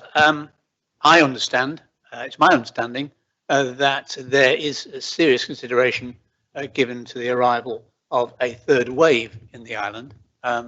Is that also the Chief Minister's impression of what may be coming down the line? Well, I think, Deputy, I'm afraid that's outside the parameters of the question, because this is to do with the return to normal operations in connection with schools. So if there's a third wave coming, well, and if there is any connection between going back to school and a third wave, then surely the connection is there. Well, the connection might be there if the question's posed in a different way, but it isn't there in the parameters of that question. Senator Moore. Thank you, sir. Has the Minister considered any additional courses or support for students who may need to top up on gaps that have arisen during the course of this academic year and the previous one, and particularly being mindful for those who would have been sitting either GCSEs or A-levels this year and have been unable to do so due to the COVID restrictions? Sir, in a very general level, from memory, sir, we approved extra funding in the government plan for precisely the area that the Senator is raising, sir. Supplemental, Senator Moore? Thank you, sir. Does the Chief Minister consider that those are adequate, and is he satisfied that there is adequate support, particularly in relation to information technology, for those students, as mentioned in the initial question? Sir, I've got no reason to doubt that they are not adequate, and equally, sir, I think from memory, it's either coming out today or was released yesterday. There is a press release either has been made or is being made in relation to extra resources being put into the IT area, sir. Deputy Ward. Thank you, sir. Would the Minister, in his capacity as current Education Minister, agree that one way to ensure a care for reconnection in schools would be to vaccinate teachers as a matter of urgency? Thank you, sir. Minister. Sir, I think we've rehearsed that argument on a number of occasions. We do go back to the medical professionals on this, sir, and their advice remains absolutely the same, that to date the vulnerability to COVID is fundamentally age-related, and to date, sir, that is the policy we have followed. There are exceptions, there is an appeals mechanism, sir, but I think we have rehearsed that argument on a number of occasions, sir. Supplemental. Can I just make the point as well, sir, is that to date, sir, with the extra measures that we put in place at the beginning of this year, schools are absolutely safe, have been operating very, very effectively. And in fact, sir, I was looking, we are showing an average of a 95% attendance rate at the moment, sir. Primary school being about 97, secondary being slightly lower, sir. So the system is working well, sir. We can always do better, but it is working well. Supplementary, Deputy Ward. Thank you, sir. I asked the Minister in his capacity as Acting Education Minister, did he confirm that he does not support the vaccination of teachers as a priority? Thank you, sir. Sir, I said we act on the advice from the medical professionals in this area, and we continue to follow that advice, sir. Deputy Morell. Thank you, sir. As Chief Minister will be aware, earlier in this question session, there were questions about, there was discussion about antisocial behaviour amongst young people.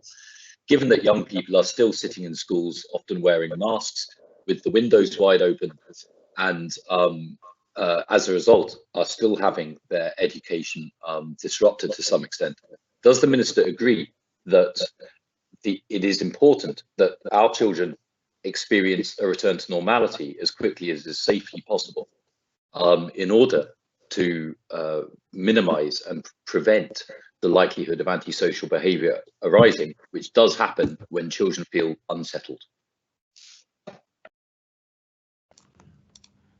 Yes, sir. Supplementary, Deputy Morell. Thank you, sir. Given that the Chief Minister agrees that a return to normality is important, does the Chief Minister feel that the lack of certainty about a full reconnection to normality in schools is being hampered by the lack of an education minister, a full education minister in their role at the moment? So the short answer is we are not in ideal circumstances, sir, but these are the circumstances we face.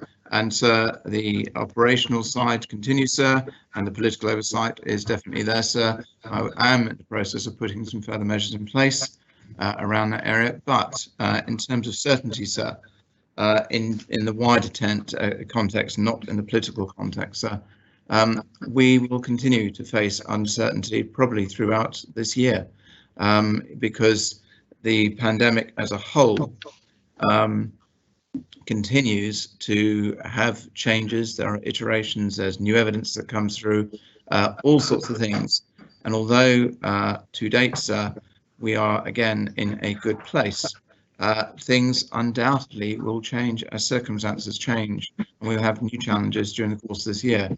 Our task there is to navigate those challenges as we see fit and as we follow the professional and medical advice that we receive.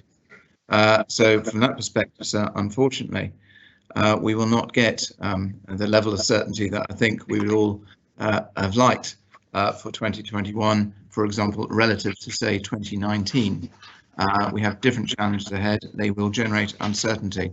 Our objective, sir, on all of this, particularly in the educational field, is to keep the schools open and accepting the points that the Deputy has made to try and get as many of our children, as many of our students to receive as good an education as they can.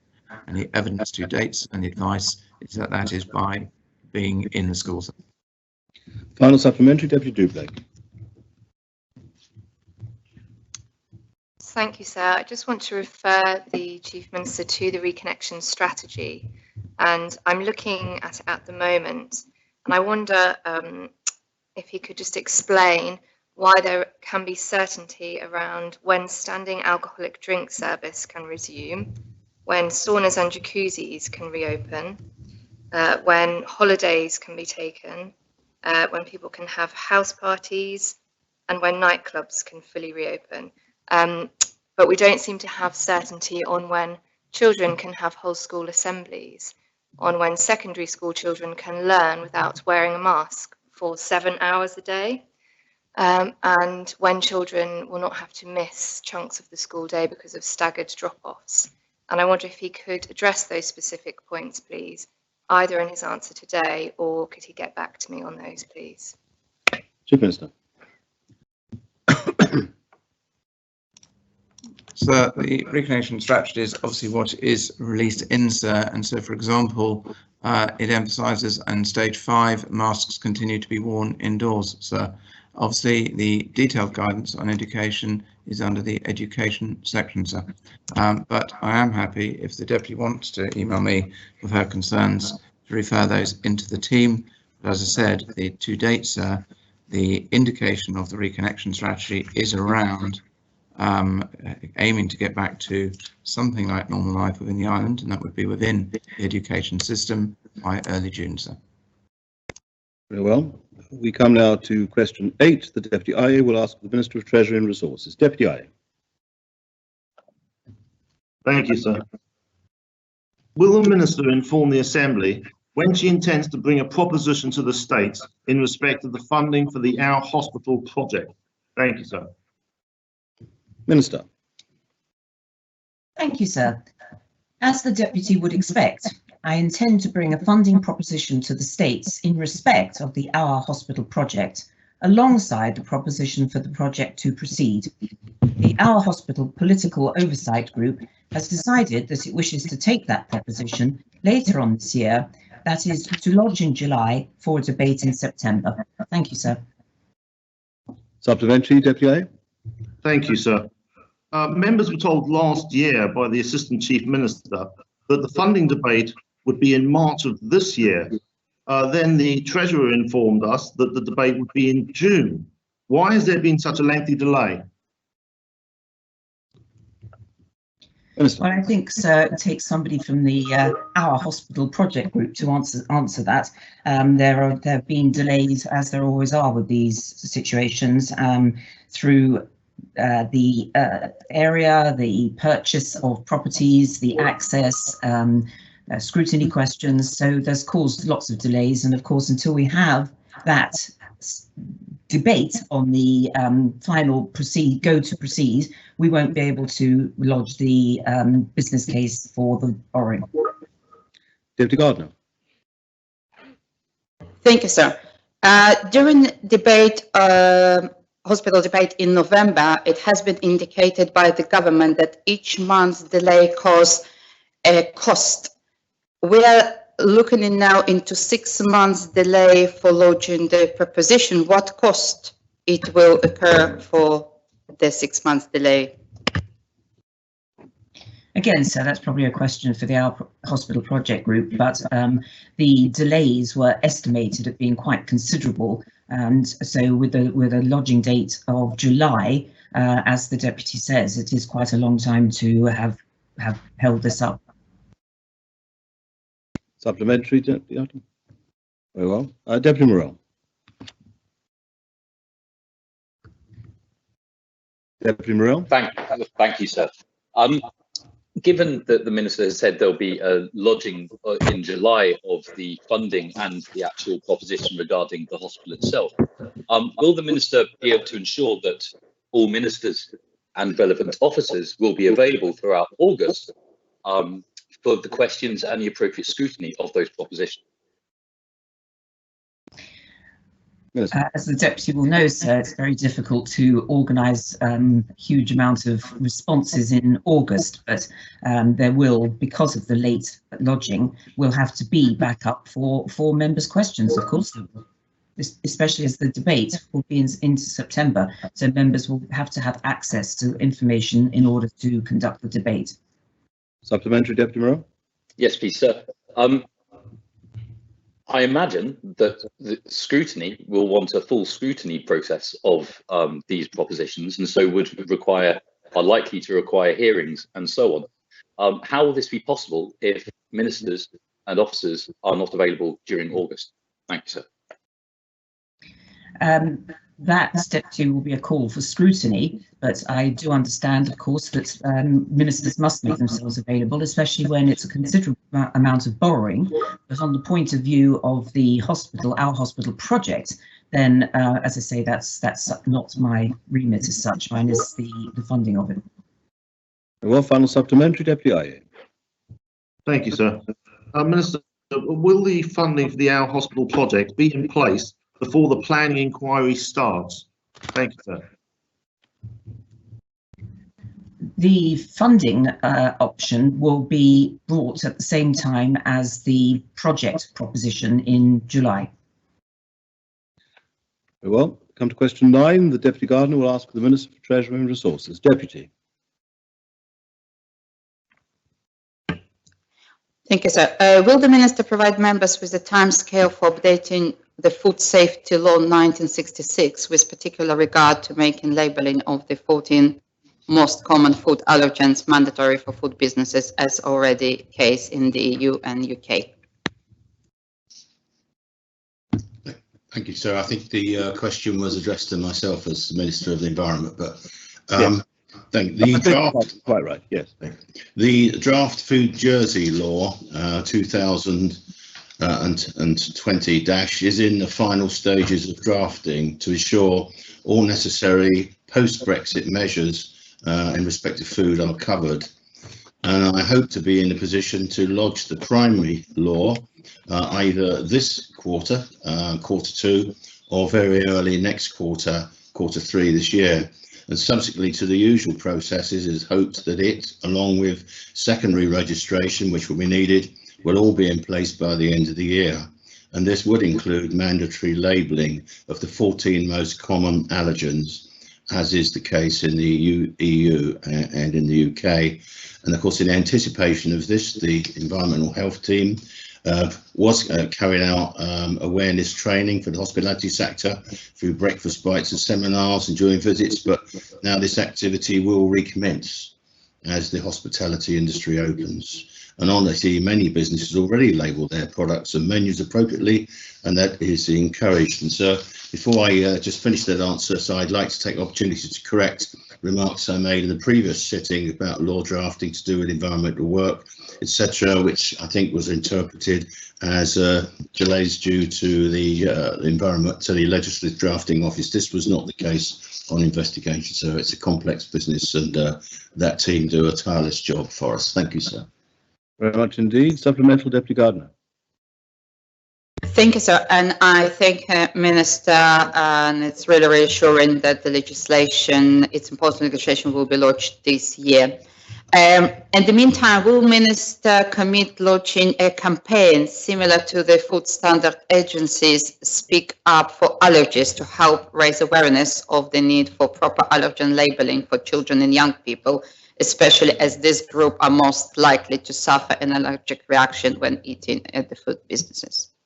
Yes, obviously it's a very important thing. I would have to discuss that with the officers, the Chief Environmental Health Team, to see. At the moment they're very, very severely stretched, as I think members know, and I don't want to make commitments that are unrealistic. Ultimately, I think there may be a resource, but I don't want a requirement. I don't want to overplay that. But if it's necessary, I will take steps to ensure that we can, because preparing the industry for this new legislation is as important as the legislation and so on. So I think the deputy is right in our proposal. I'll have to come back to her with. I can't give a commitment now. Very well. We come now to question 10. The Deputy Southern will ask the Minister for Social Security. Deputy Southern. Thank you, sir. Following the response to written question 134 of 2021, will the Minister undertake to provide tables and charts generated from the open data site to allow for comparisons to be made for 2018 and, when available, 2019 with 2017 expenditure on benefits, as shown in tables 22 to 45 of the 2017 annual report, with the tables and charts to include a summarised view of all benefit cost data? Minister. Thank you, sir.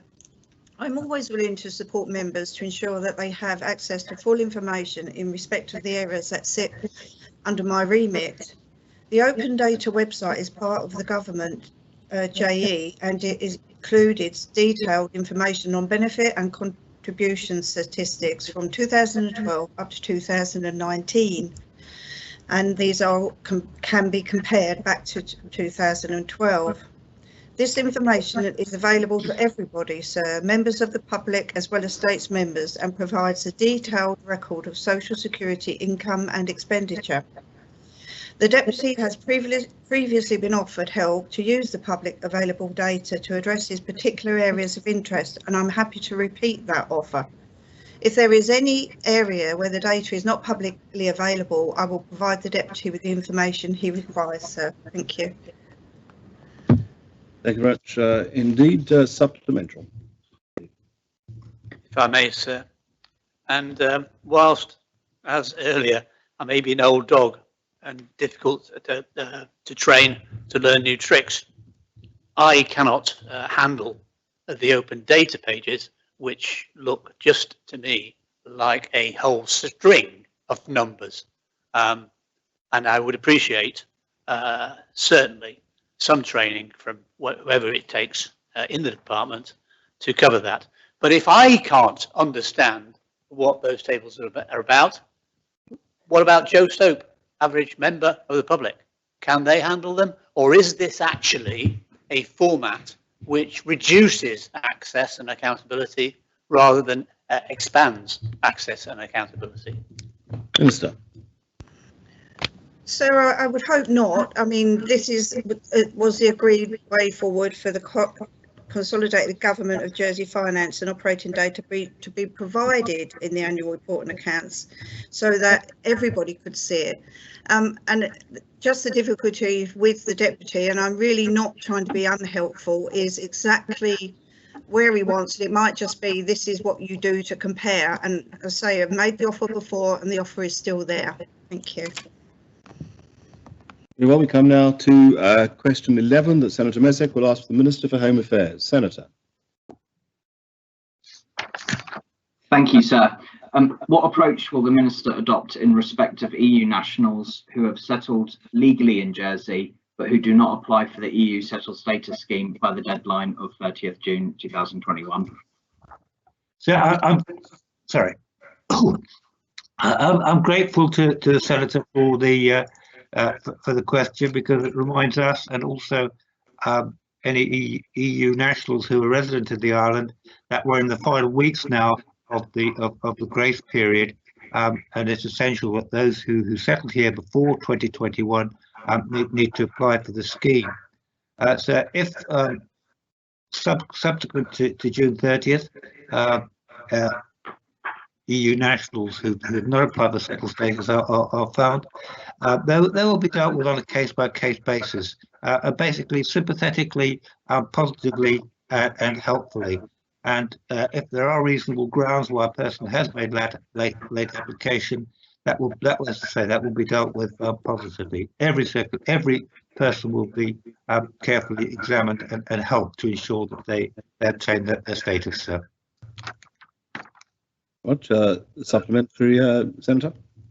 Thank you, sir, and I thank the Minister for his answer. I think the last part of it gets at what I wanted to address with a supplementary question, which is about whether the Minister has the intention of adopting an approach which is open and will have the leniency that it may require from time to time when there may well be good reasons that people haven't signed up to the settled status scheme, and will he be content adopting an approach which is not going to instill fear in people if they sign a form wrong, or if they make a mistake completely innocently, that their future in Jersey won't be jeopardised by that?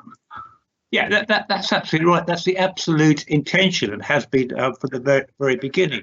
Those EU nationals who don't have British nationality and have been here for some time, or even have not been here for some time, delighted for them to remain and live with us. It's just important that they do have immigration permission to remain lawfully in the island, and we will do everything we can to help any late applications to achieve that, sir. Well, Deputy Ward. Thank you, sir. Can the Minister confirm that the real issue for anyone who does not apply for settled status may well be if they leave the island and then try to return? And can you outline what his actions would be in those circumstances? Thank you, sir. Well, sir, I mean, the real issue for somebody who does not have settled status is that they will have difficulty in accessing work. They'll have difficulty in accessing free healthcare. They will have difficulty accessing benefits, and of course they will also have difficulty in travelling, and particularly back from perhaps a EU country into the common travel area, because they will have no right to entry unless they have a work permit and a visa, unless they're coming as a visitor, sir. So yes, there are potential difficulties for those who don't make application. But I see no reason why people should not make application. It's not a difficult process. It's a free process, and it ensures that they're absolute right to be here, sir. Supplemental, Deputy Ward? Yes, please, sir. May I ask the Minister, can he confirm from his answer then that anyone who does not, was he suggesting that anyone who does not have settled status may have trouble accessing healthcare, etc., on island, as is current, regardless of the length of time that they've been on island? Can I infer that from his answer, sir? Yes, you can, sir. I mean, if someone is living here illegally, which could be the case, then they do not have rights to those who are living here legally, sir. Deputy Sutton. Sir, it appears to me that the Minister is making up policy on the hoof, because I certainly, for one, have never heard that someone who's not signed up for settled status will have free medical care withdrawn from them, no matter how long they've been here. This seems like, if true, seems like a very big sledgehammer to crack a very little nut. This is heavy-handed treatment of our foreign nationals. Well, Deputy Sutton, that was supposed to be a question. That was an invitation for a question, Deputy, not for a statement. The statement was, so does the Minister not agree? Minister. The Minister agrees that we should give every encouragement, every help, every assistance to those EU nationals who have not yet applied for settled status to do so, so there is no risk of the situations which are described as now coming to fruition, sir. Supplemental question, Deputy Sutton. Thank you, sir. And in the end of achieving this coverage, does the Minister have any idea how many people are still outstanding, not having completed the required forms? No, I don't, sir. Originally, when we started this process, we estimated there would be around about 20,000 who would need to apply for settled status. Currently, there are over 16,000 who have applied. But of course, as I say, the 20,000 is very much an estimate, because we have no idea how many EU nationals also have dual nationality. We don't know how many of those who were here when we did that estimate have actually left the island. So it's impossible for us to tell, sir, how many are outstanding. But the numbers applying have now reduced to a trickle, sir. Well, Deputy Morell. Thank you, sir. In previous answers to questions on this topic, the Minister had suggested, or said, in fact, that authorities would take an understanding approach to people who hadn't applied in time, particularly where it was seen that it is an oversight on their part, or they found it difficult to access the necessary resources. Can the Minister confirm that this is still the case, or will the Minister be taking a hardline approach to people who haven't applied for settled status and be treating them as illegal aliens in the island? Can he confirm which of these two approaches he will be taking? So I wish the Deputy had listened to the first part of my answer, sir. I said anybody who has not applied by the end of June of this year will be treated sympathetically, positively, and helpfully. Reasonable grounds for not having completed are not limited, but they might include children, they might include people who've been ill, they might include people who have limited access to IT. So the answer is we are going to be, and continue to be, have been sympathetic, positive, and helpful, sir.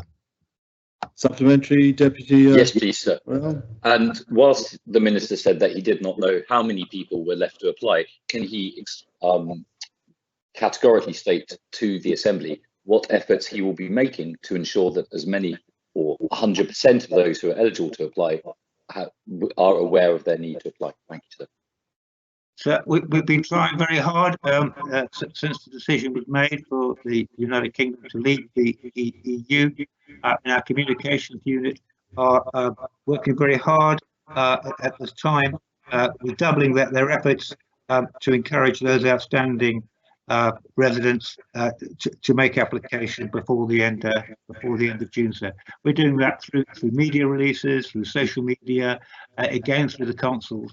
But of course, one of the problems is we don't actually know who they are, so we can't make personal approaches. But hopefully the message is getting through, and I think the fact that we do have so many applications now, the fact that a mere trickle of new applications coming through, I believe we must be almost there, sir.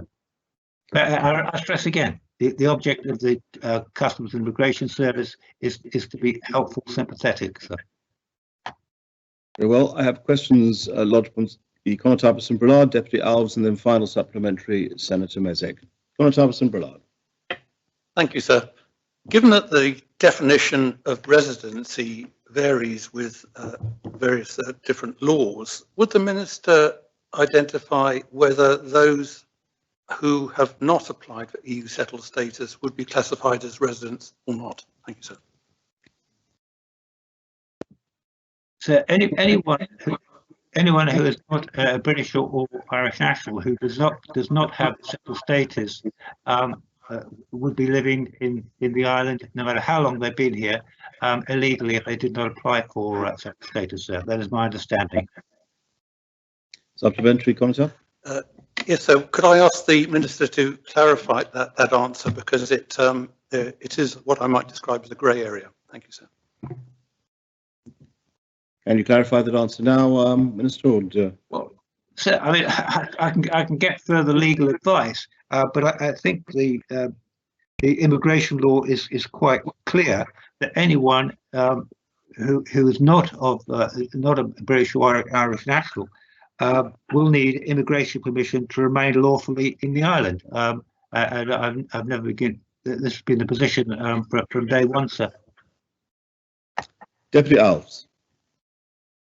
Thank you, sir. Is the Minister aware of the delay in processing and confirming some of these settled status applications, as I have had numerous constituents who have done applications ranging from 2019 to the last 16 months who haven't been contacted and have had to chase up their application to ensure that it has been processed? Thank you, sir. Yes, thank you, sir. Yes, I am aware of that. We have been able to put in, I think, about a fivefold increase in resource to try and catch up. But the important thing that the people must understand, as long as they've made application, for settled status, they are entitled to be here. And we also now created an online facility where any individual who wishes to can put in their information and produce a document which would indicate the fact that they have applied for settled status, or indeed have been granted settled status, which they would be able to show to an employee, a landlord, or healthcare professionals if they should need it, sir. Deputy, yes. Thank you, sir. So the Minister is quite confident and can give assurances that these delays won't continue, and that, bearing in mind some of these individuals will not have English, will have English as a second language and are having to chase them up themselves. So can the Minister just confirm that he is confident that these delays won't continue? Thank you, sir. I very much hope that they won't continue, but as I said just now, the important thing, as long as the application has been made, there'll be no difficulty for those individuals, sir. Final supplementary, Senator Mezek. Thank you, sir. Could the Minister outline when he believes a person who didn't sign up for EU settled status scheme, perhaps perfectly innocently, when that person, through going about their day-to-day life, would be likely to suddenly find out that that was a problem for them? And I mean instances like, could it happen when they attempted to book an appointment with a doctor? Could it happen when they attempted to get their child registered for secondary school after primary school was finished? When are those moments likely to bring them up on a system where they would then have to be dealt with? Yeah, that's an interesting question, and one that's a bit difficult to answer. Certainly, when travelling, particularly back from Europe into the EU, certainly probably when applying for excuse me, applying for social benefits. But I think travel is the most likely time where people might suddenly find difficulties getting back to the island. Very well. We come to question 12. The Deputy Southern will ask the Minister for Health and Social Services. Deputy Southern. Thank you, sir. Will the Minister agree to provide detailed descriptions of any contracts his department has with private companies, not-for-profit businesses and charitable organisations for the delivery of specific services within the remit of the department, including the overall cost of the contract and any service level agreement details to ensure value for money, and advising what consideration, if any, has been given to the future growth of such service delivery? Minister. Sir, the answer is yes. I am happy to agree to provide information about contracts the department has with external partners. The information will have to consider any commercial sensitivities. There are a number of ways, sir, in which the department commissions services. So depending on which specific services are required, we will be able to produce information. But as the Deputy will be aware, some health and social care services are commissioned by other departments such as CLS and sites. So we are currently embarking on developing the Jersey Care model, with commissioning being one of the key enablers. Work is currently being undertaken to review the department's commissioning arrangements, which will consider the future provision of services based on need and partnership arrangements. Thank you, sir. Supplementary, Deputy Secretary. Thank you, sir. Thank you, sir. But just to... I think your microphone on. You have your screen microphone on. I think it's mine.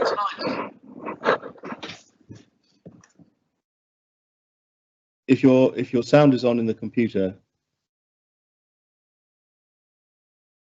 No, sir, the microphone's off. Now he's off. It's not me, it's somebody else. Very well. Let's try it again anyway. Seem to have gone quiet now, so perhaps we're all right. Supplementary question, Deputy Southern. Thank you, sir. And yeah, I suppose the thing I need to ask is what the size of the task is. If I'm going to take a gander at the way in which services are being or about to be commissioned, and take a look at the numbers attached to them. Does the Minister have any idea of how many contracts he's talking about in total? And secondly, I don't want to be seeing a pile of documents that are redacted because of commercial confidentiality. I think we do need some information on how much a service is costing to be able to judge whether that's value for money. Would the Minister agree, A, to the latter statement, to the latter question, and B, has he got any idea how many contracts we're talking about?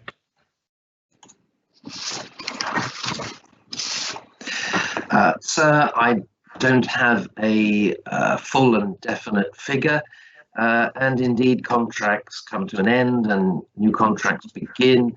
There are dozens of these sort of contracts. We have contracts with off-island hospitals for specialist services. We have contracts with GPs. We have contracts with charitable providers under social care, mental health services.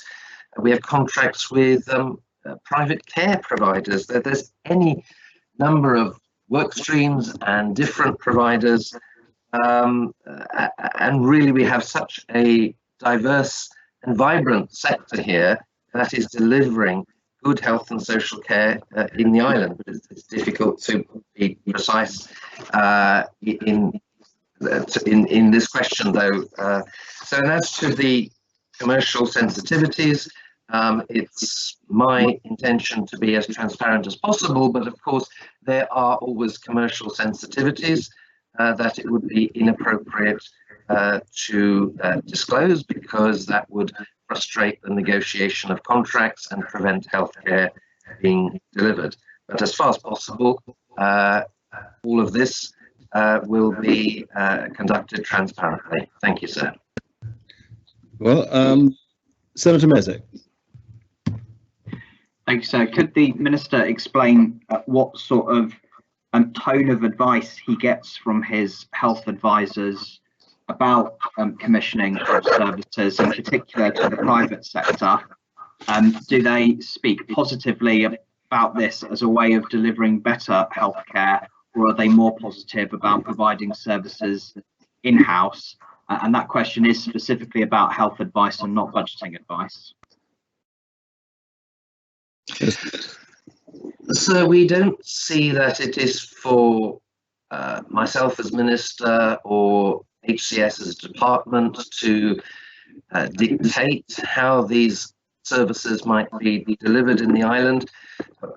We want to work in partnership with primary care, with charitable and private providers in the sector. And that is the intention of the Jersey Care Model, that we will work together as care groups to determine what the best way is of delivering a service the island requires. I hope that helps, sir. Supplementary, Senator Mezek? Yes, sir. I'm just trying to get at what is the balance between making decisions because they appear to be better value for money versus perhaps going for what could be a more expensive option, but ultimately one which is better because it's provided in-house and is able to work with other parts of the in-house services. And does the Minister get advice from his health advisors that is more preferential towards providing services in-house? Bearing in mind there may be practical reasons for not doing so from time to time, but in terms of the direction of travel, are they positive about in-house services, or do they advocate privatisation as a better way of delivering healthcare? That's a huge, widely ranging question, sir, but I'm very satisfied with the advice I receive. It is well rounded. There's no agenda to go private. Obviously, within the hospital, we are good at providing specialist healthcare services at a secondary care level. But there are all sorts of services which might be better provided by others, particularly as we want to move into concentrating on preventative health, keeping ourselves well, looking at nutrition strategy, looking at keeping fit. A secondary care service doesn't need to do all that, though it is so highly important for the future of healthcare. But there are so many other ways that sort of service can be provided, and we're pleased to be able to be talking with a huge variety of providers who are keen to do that. And my team recognise that, and we look for the best way of providing for the healthcare of the island. Thank you, sir. Well, I have a question noted from Deputy Ward and a final supplementary, Deputy Southern. You've asked for a second question, Senator Mezek. In these form of questions, we don't normally allow a second question to come around, but in any event, we are already past the time allocated for this particular question. Deputy Ward. Thank you, sir. May I ask the Minister, does he accept that when services are outsourced to private companies, large, often UK providers have commercial advantage and will overwhelm any local provision, often with what one might refer to as a loss leader bid in the initial bid for the contract? I'm happy to speak to the Deputy about any instances he knows when that has happened. I'm not aware of any large UK providers coming in, unless the deputy means in the domiciliary care sector, where obviously there are pressures, and it has sometimes been difficult to provide or to source local. But I am not aware that they are large UK providers seeking to enter into our healthcare market. Thank you, sir. Supplementary, sir? Yes, indeed. One example, sir, would be in the development of the new hospital, there will be a private wing, I understand. And can he assure us that that will not be outsourced to a large private company such as, just to pick one out of the air, Bupa, for example, and that, how will those services be run and how will those contracts be handled? Thank you, sir. Minister. Minister, I think you might be muted. We can't hear you. Yes, I'm sorry, sir. I was saying there are no plans, sir, to change the existing model. I've not heard any discussion about outsourcing our private patient service. We have a good service. We have public sitting side by side with private. It is the private service provides options for islanders, and it provides an income which helps and enhances the public service. My understanding is that that is going to be run in the same way as it always has in the island. Thank you, sir. A final supplementary, Deputy Supplementary. Yes, sir. Just to be hopefully useful in providing a starting point, could I not suggest that the Minister prints a list of private contracts that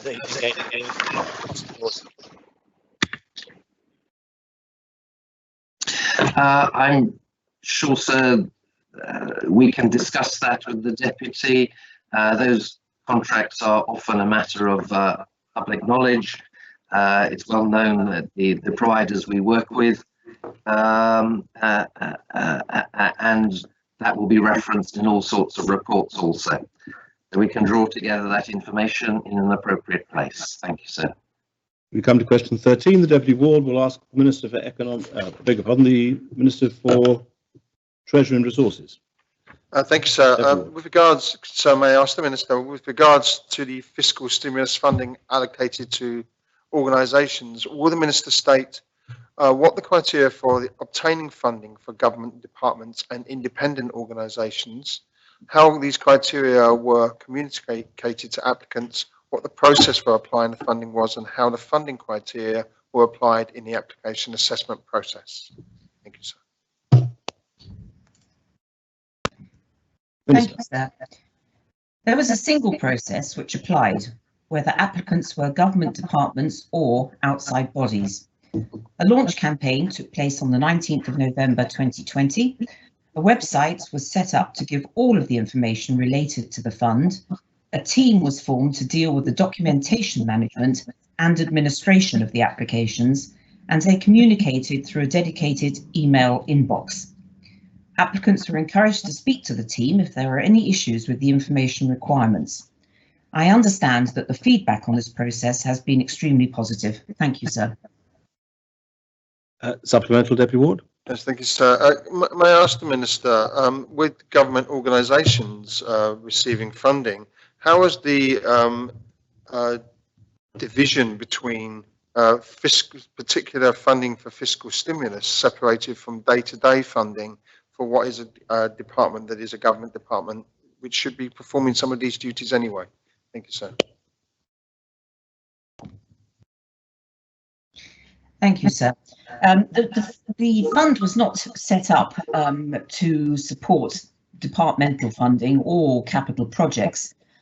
So the applications were sent to the Fiscal Stimulus Oversight Group, as the Deputy will be aware, and the expressions of interest were the first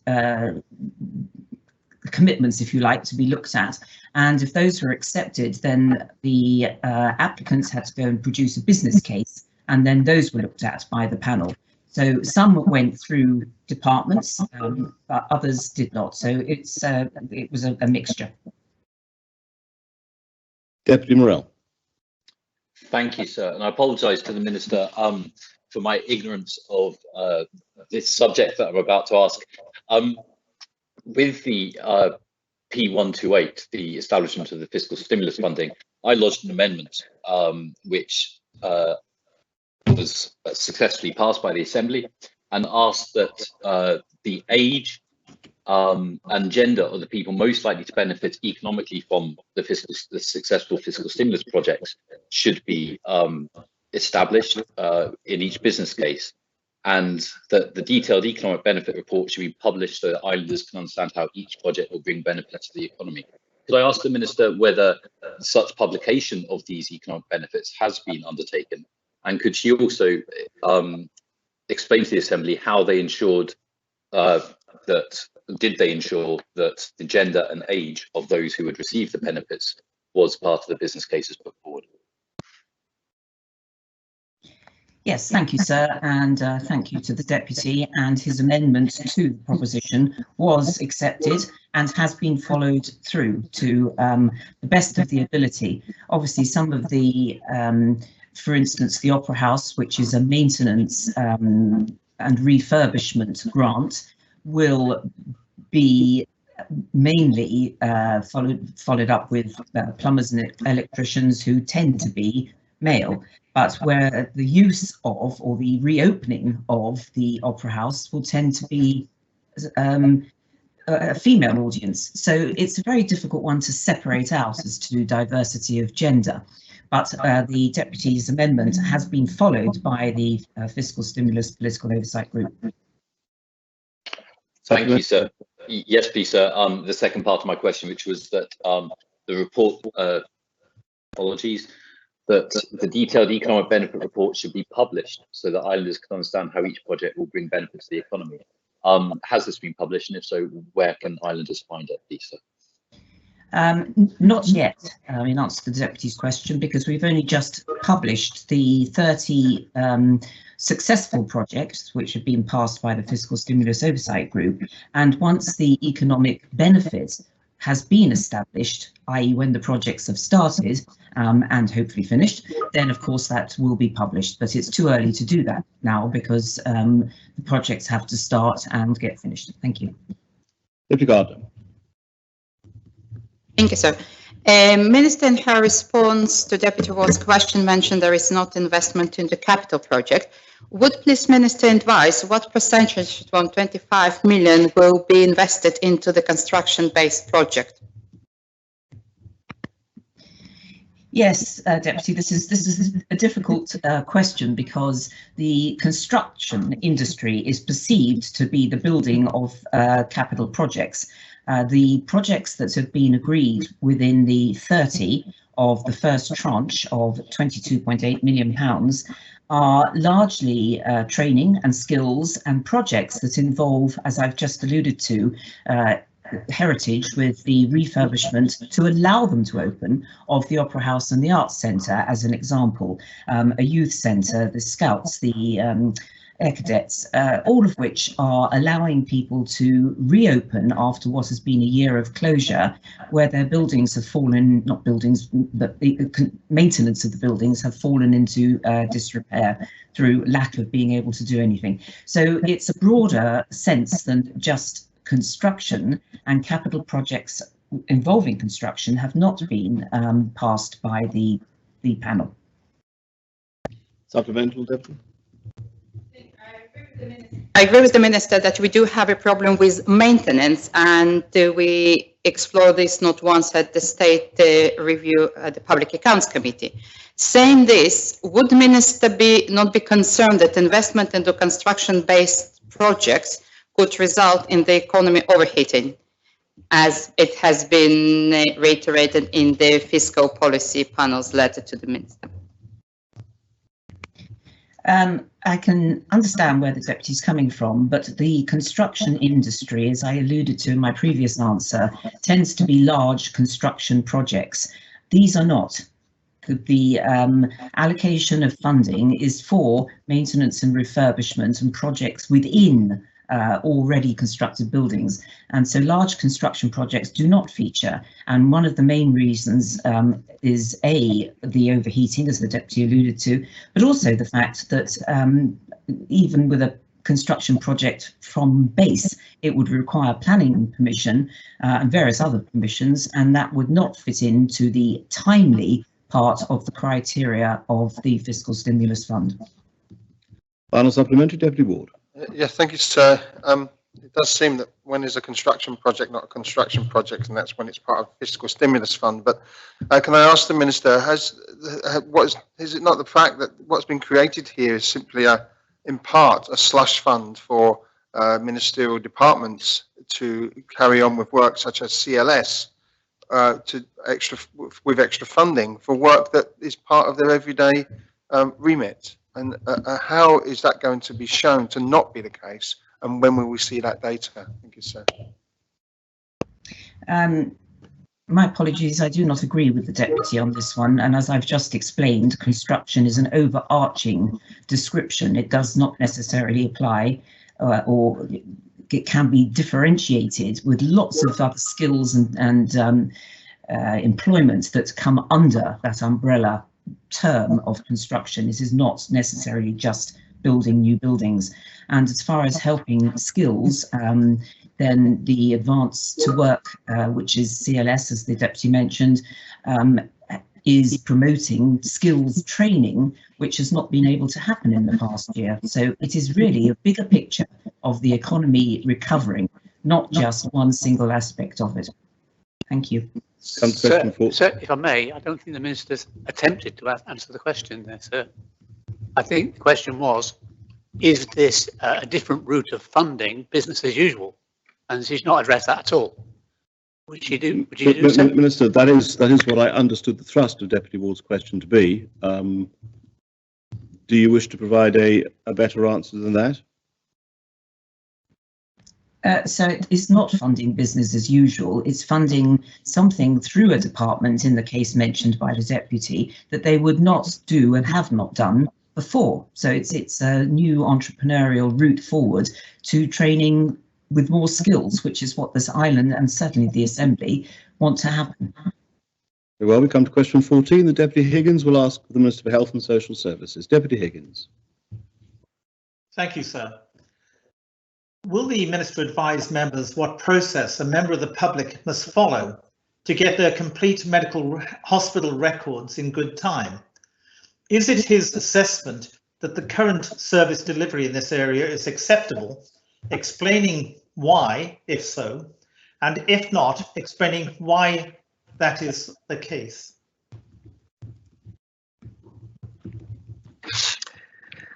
Sir, a member of the public is able to make a subject access request for their hospital records via the online form on gov.je or via a paper form available at outpatient reception or via email to HCS Information Governance.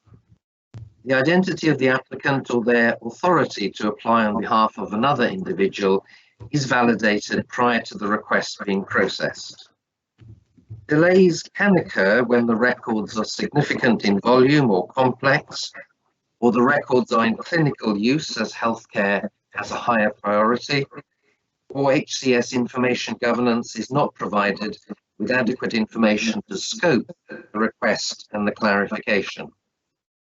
Nonetheless, the average time taken to disclose hospital records in 2020 was 28 days, which is in line with the initial 4-week timescale set out in the Data Protection Jersey Law 2018. Thank you, sir. Supplemental, Deputy Higgins.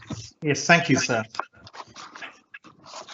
I might add that the Minister's statement about response times varies considerably from the many emails and conversations I've had with people dealing with the department. Can he tell me then, if someone writes to the group medical director, which a number of people have, asking for their records, and in fact they've been in communication with him, why does he not respond to their emails and their letters and tell them that he can't do it this way, it's got to go through the subject access request? Many people are being left without their records. Will the Minister explain, does he think the Group Medical Director should be responding to people if they ask for their records and tell them what should happen? Minister. Well, sir, the deputy is asking me about the actions of another individual, and he hasn't given me an opportunity to seek the answers from that individual. But I would have thought that that sort of request would have found its way to the relevant people who provide the records and process the requests. That's all I can say at the moment, sir. Very well. Senator Ferguson. Thank you, sir. Does the Minister not understand that I think probably Deputy Higgins and I both know of cases where individuals have had to go to court to get a subject access request agreed and get their the information, or it's in some cases it's taken 2 or 3 years to get the subject access request complied with. Will the Minister look at this and just improve the efficiency of his department, rather than let them sit there and, you know, refuse to issue the documents which are the subject of the subject information request? Minister. Well, sir, there is an appeals process which goes first to the Jersey Office of the Information Commissioner and can ultimately end up with the courts. If there have been court judgments, then we can draw from those. If there is any further refinement of processes that need to be made, we're also subject to the guidance issued by the Information Commissioner. And so, as I've said, the average time taken to disclose records is 28 days. There will be times when the situation is complex and it has been longer. There will be issues taken up, I'm sure, about perhaps records that cannot be disclosed, and those would be the reasons why there is a continuing discussion over months and perhaps, as the Senator says, years. But I am satisfied, sir, that we are complying with the legislation. Thank you, sir. Supplementary, please, sir. Yes, sir. Would the Minister like to provide a list of a number of subject access requests and the time taken? I mean, if the average is 28 days, you know, does that include several at 2 days and 1 or 2 at 4 years? Which, you know, there are cases like this. It is questionable whether the people in health, the civil servants, should actually be able to deny a subject access request for records when most civilized countries will actually comply more promptly to provide the information. Will the Minister just look into this and start sorting it out rather than just saying, you know, it's only going to take 28 days? I'm sorry, it's not good enough, Minister. Thank you. Yes, Minister. Sir, I don't imagine that the response to the subject access request in any case took 4 years. I feel confident that what has happened in instances like that is that a response was provided in due time as soon as it was possible, but the response has not been accepted and further discussions took place. And that's a process which can either stay within the department, or if agreement is not reached, it can go through the statutory processes of appeal. But it is not the case that it took 4 years to respond to a request. Thank you, sir. Final supplementary, Deputy Higgins. Yes, sir. How would the Minister respond to a statement that the delays in giving these records to patients is designed to prevent those patients bringing actions in law against the department for negligence or other things? And by delaying responses or having to go back for repeated documents, they are trying to basically exhaust the time period before a person can bring a legal action. Does the Minister accept his department is deliberately obstructing people getting information to get legal redress for medical negligence, for example?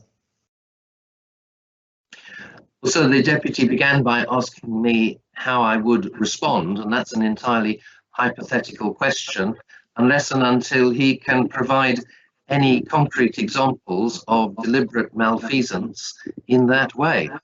And I have no evidence that my staff are behaving in that way, but they are exercising their duties under the Data Protection Jersey law. Thank you, sir. Not even doing that. Thank you very much indeed. We come to question 15. The Deputy Doublé will ask of the Chief Minister. Deputy Doublé. Thank you, sir. Will the Chief Minister advise whether the Council of Ministers, the competent authorities ministers, or the Emergencies Council has discussed the introduction of a passport or certificate to show that someone has received the COVID vaccination?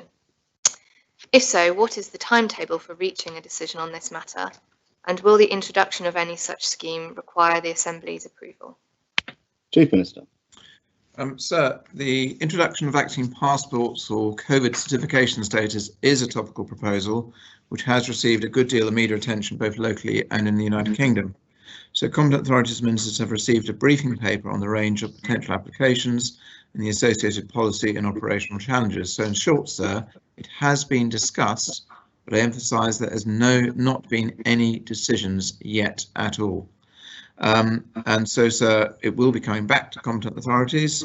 I think we need to, given the time, sir, on answering this sort of question, really need to emphasise that any such certification that might be considered would be principally for the purposes of travel, sir, and if it was approved, it would form part of the safer travel policy. In essence, sir, it is not unusual for other jurisdictions around the world, and obviously, so for example, parts of Africa require people to have been inoculated against yellow fever, to require people to have been vaccinated against, for example, COVID. And therefore, sir, if that is to evolve, if that does evolve, sir, there will be some form of requirement, or some form of ability to give people the ability to demonstrate that they have been vaccinated, and that needs to be done in a proper way that is less open to fraud. It is ultimately, sir, going to be a voluntary system, sir. It will have to be. In other words, it's to facilitate people if they wish to travel, sir. Supplementary question, Deputy Doublé. Thank you, sir. I thank the Chief Minister for his answer. Can I clarify, as he stated that this would apply to travel, can I clarify that businesses and services locally will not be able to discriminate against people based on vaccinated status? Sir, I can't give that answer, sir. It is something that I think raises what I'll call the whole ethical dimension that we've talked about. So two examples. One is that, as my understanding, it is my understanding that, for example, airline carriers for businesses, and technically a business certainly landing in Jersey, whether it's operating in Jersey, may at some point start requiring a vaccination certificate for people to travel with them. What I'm unclear at this stage is whether that would be, for example, for short haul, for example, or just long haul. Equally, sir, I understand that there have been rulings in other jurisdictions that allow employers to require employees in certain circumstances to have been vaccinated. So I think this is an evolving area and fraught with whole ranges of ethical issues. From my perspective, sir, I don't yet have the advice in terms of what would the position be if a business locally decided that they required all of their customers to demonstrate that they had been vaccinated through the production of a certificate. I don't know if the position, sir, if that is a commercial decision or whether it infringes human rights for the sake of argument. I think, sir, that is something that we'll be considering. In terms of where we are at this stage, it is purely around travel, sir, and it is around facilitating the ability for people to demonstrate that they have been vaccinated. That's obviously internally. Sorry, that's from people being vaccinated in Jersey. The then question will become, sir, is as people are vaccinated, for example, in the United Kingdom, if they are also producing a certificate, does that impact upon how they are treated in terms of the testing regimes if they come into the island? That's a discussion that will be coming to CAM later, sir. Deputy Gardner. Thank you, sir, and thank you for Chief Minister for his answer. As he indicated that the vaccination passport certificates become an international standard for travel, how quickly they can be issued in Jersey, taking an account that the UK opened for international travel in mid-May?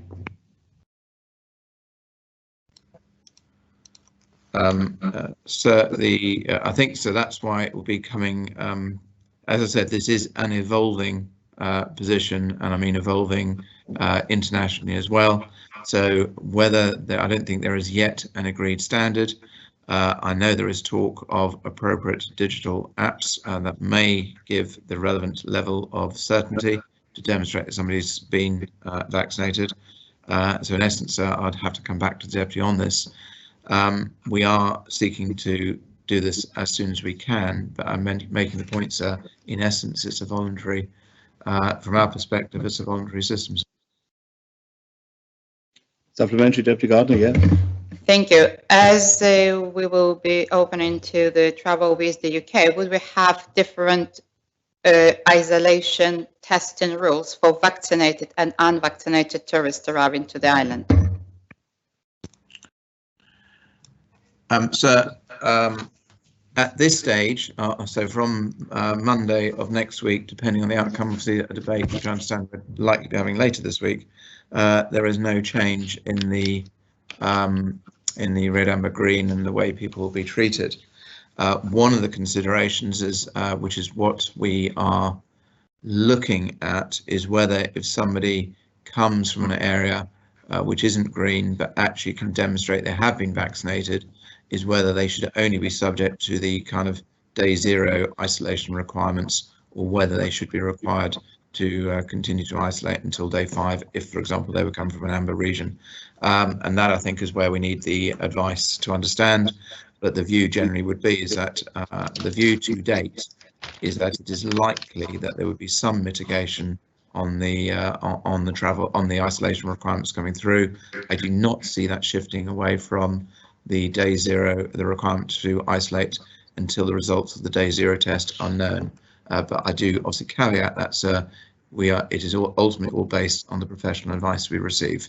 Obviously, sir, as and when we get to that stage, we would be doing an update to states members. Deputy Sutton.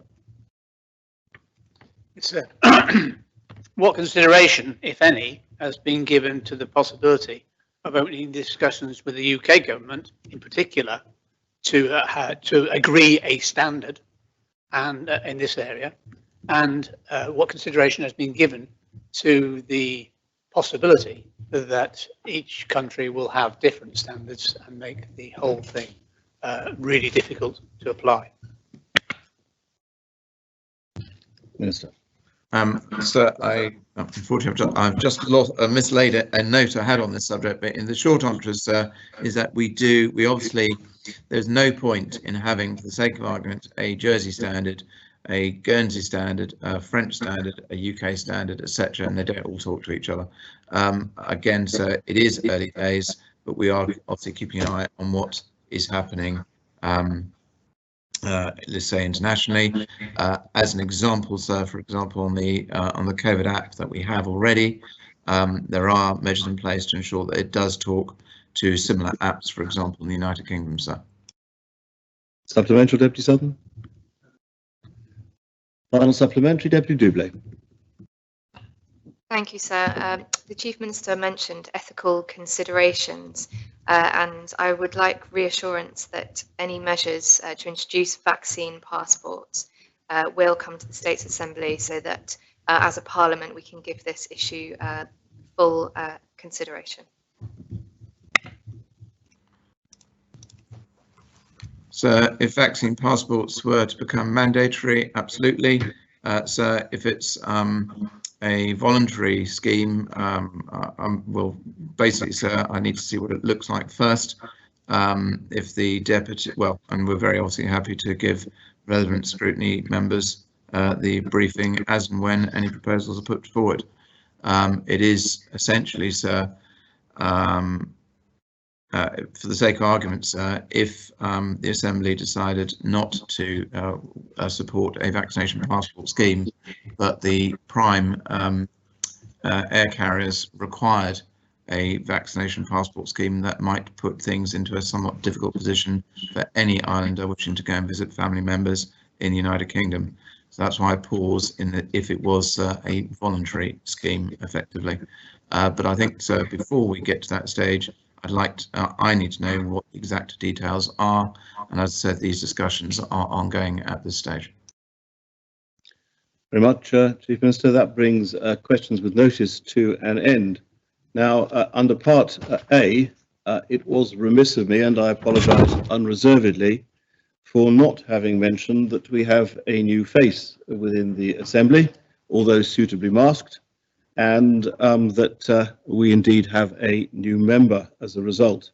So I would like to welcome the Connétable of St John to the first sitting. Because of my oversight at the beginning, the new Connétable has now sat through 2.5 hours of State's questions. Whether he is still as keen now as he was at the beginning of the day, of course, is a matter entirely for him. But we congratulate him on his election to the post of Connétable of St John, warmly welcome him and look forward to his contribution to the work of the Assembly going forward.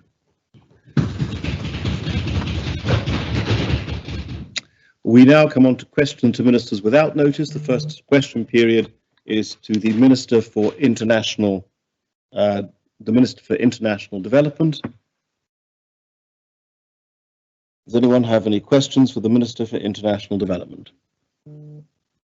Deputy Ward. Thank you, sir. May I ask the Minister, in the role as international development and the international aid that comes with that role, does the Minister see a link with encouraging action on climate change with any projects that the government undertakes in countries abroad? Thank you, sir. Minister. Yes, and thank you for the question. Yes, indeed we do.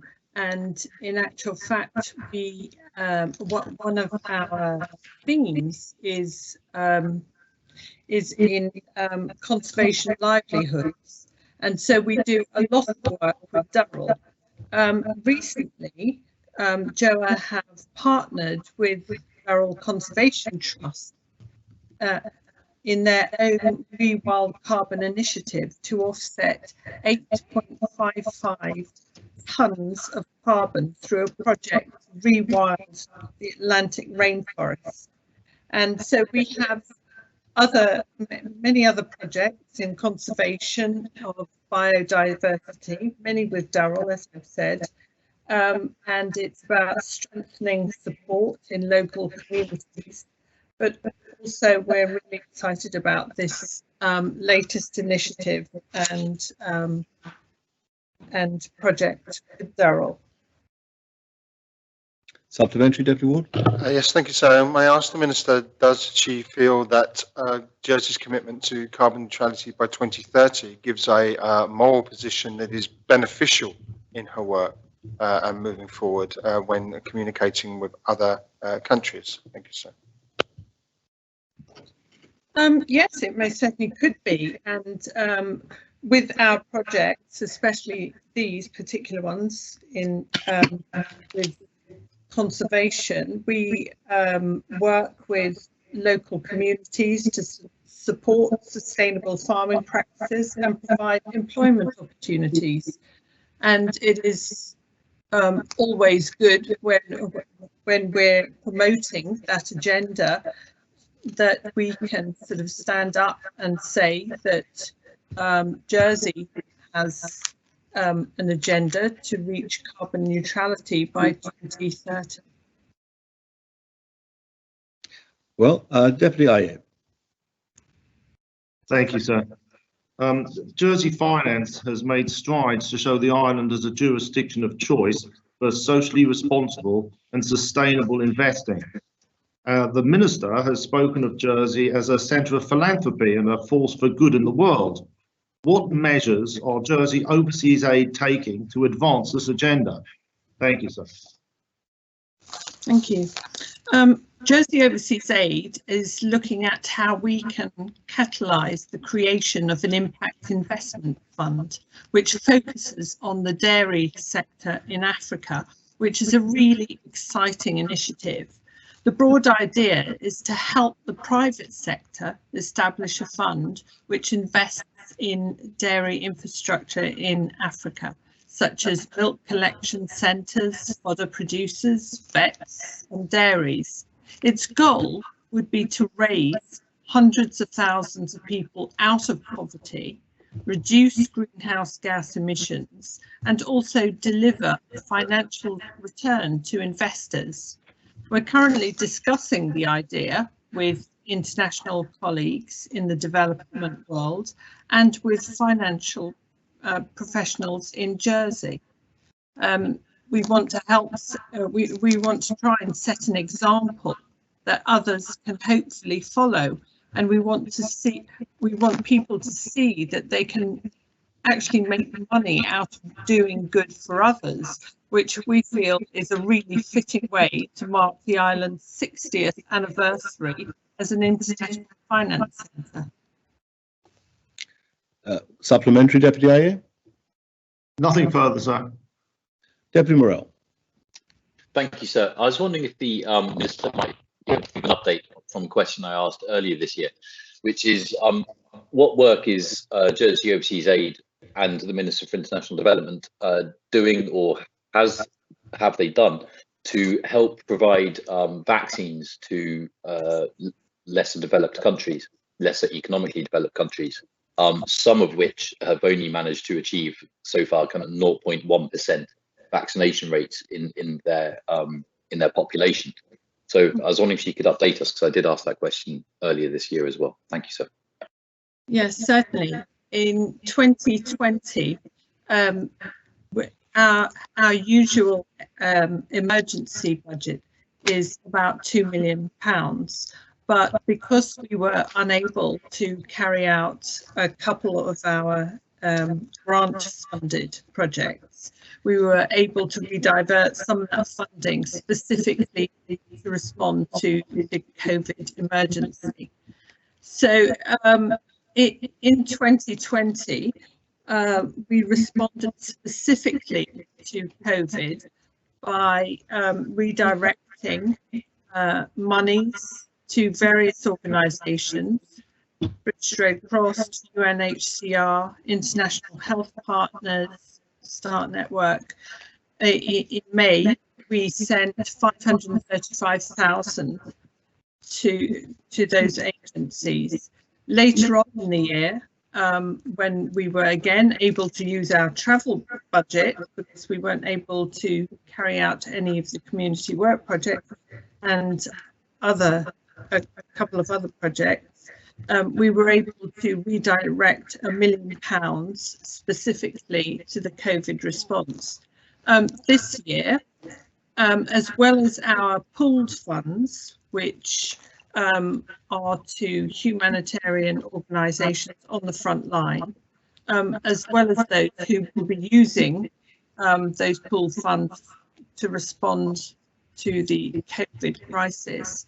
As well as that, we've sent 300,000 so far, 200,000 to UNICEF and 100,000 to British Red Cross, specifically for the COVAX programme of vaccines.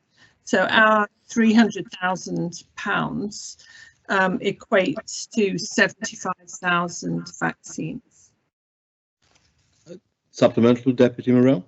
Yeah, thank you, sir. Just if the Minister could clarify that the statistics for 2020 are not actually for vaccines, because in May, the £535,000, there was no vaccine available at that point. So could she just confirm that it is only the money in 2021 that has been used for vaccines? Thank you, sir. Yes, yes, I confirm that.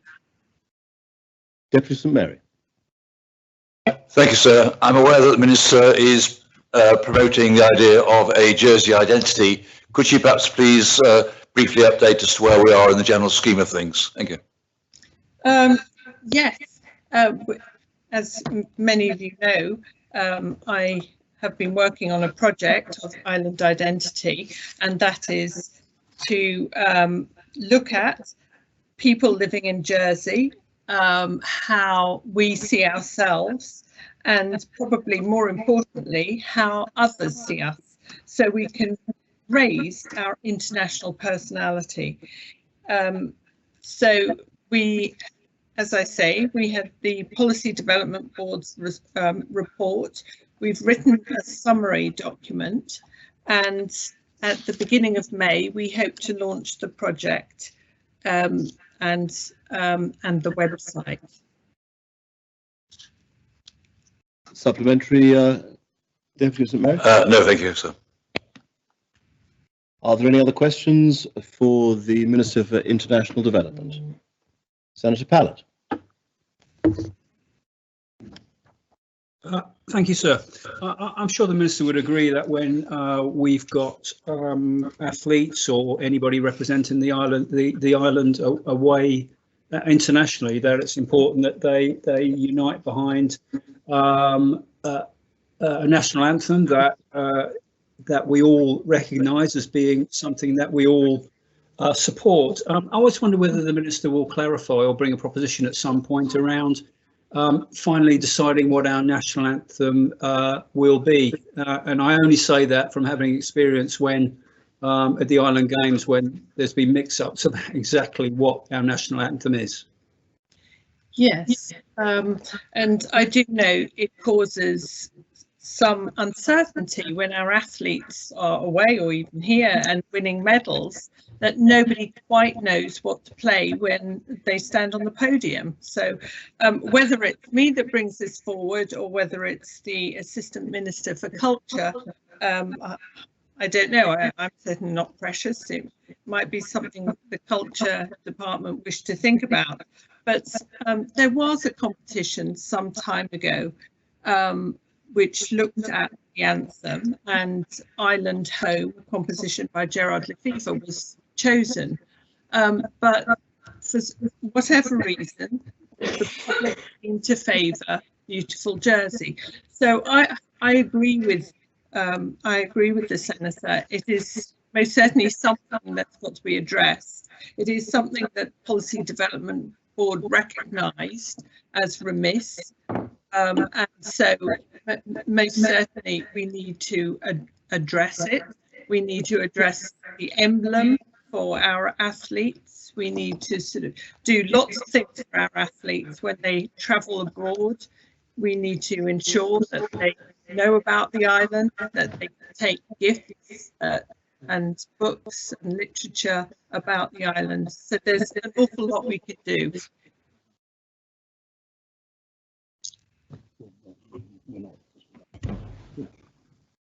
Supplemental, Senator Pallett? No, sir. I thank the Minister for her answer. Deputy Lehegra. Thank you, sir. What projects are being considered by Overseas Aid in relation to 2022? And by those projects, I mean those projects which enable islanders to contribute something by travelling overseas in relation to a given project for a specific location. Yeah, well, we've established quite a large outreach programme of various ways that we can outreach, but probably the most commonly known to Jersey Overseas Aid are our community work projects, which had up until last year been running for 50 years. And they give islanders a fantastic opportunity to travel to a developing country and contribute in some way, whether it's through a building project, whether it's through building sand dams, or the recent one that I set up in Lebanon with the Knights of Malta, and that is looking after severely disabled people. Unfortunately, we had to cancel them for 2020, and indeed we've reluctantly taken the decision to cancel this year's. I'm hopeful we will establish them again in 2022, because they are most certainly something that we miss very much. And certainly in Lebanon, we were able to establish a whole camp for Jersey. So that would have amounted to over 30 people going out there. However, we have other outreach programs such as internships, bursaries. We work in schools now with the STEM projects. And recently, we have set up a UN placement for an individual in Jersey. So that's a fantastic opportunity for a local person. Supplementary question. There might just be time for an extremely quick one, Deputy Lehegra. No, thank you, sir. Very well. Well, I think that brings a time in any event to the Minister for International Development to an end. And we have question period for the Minister for Social Security. Any questions for the Minister for Social Security? Deputy Truscott. Yes, thank you, sir. Sir, as we all know, the various social security investment funds were impacted quite severely by the recent stock market drop. Could the Minister update the Assembly as to the current position of said funds? Well, I did have an update from my finance person, and the funds are doing very, very well. And I'm also asked actuaries to look at the funds going forward, because we did spend some money out the funds as well. So I hope that reassures the Deputy. Well, it's certainly good news, Minister. Can the Minister, you just confirmed that you have appointed an actuary, which is good news. Could the Minister advise the Assembly as to when we can expect the actuarial report to be presented? Thank you, sir. Well, we normally do the actuaries between every 3 to 4 years. We're feeding in some more figures to the actuary that we always use, or we used last time, to update where the funds are now, etc., on pensions and all that going forward. I can check that. I don't think it'll be too long, because I think I need this information well before the government plan. I'll check the actual date and I'll get back to the Deputy. Very well, Deputy Sutton. Thank you.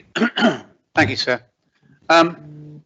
Could the Minister inform members what trends she has spotted in the use of special payments out of income support funding, and in particular the trends between grants and loans when those special payments are paid?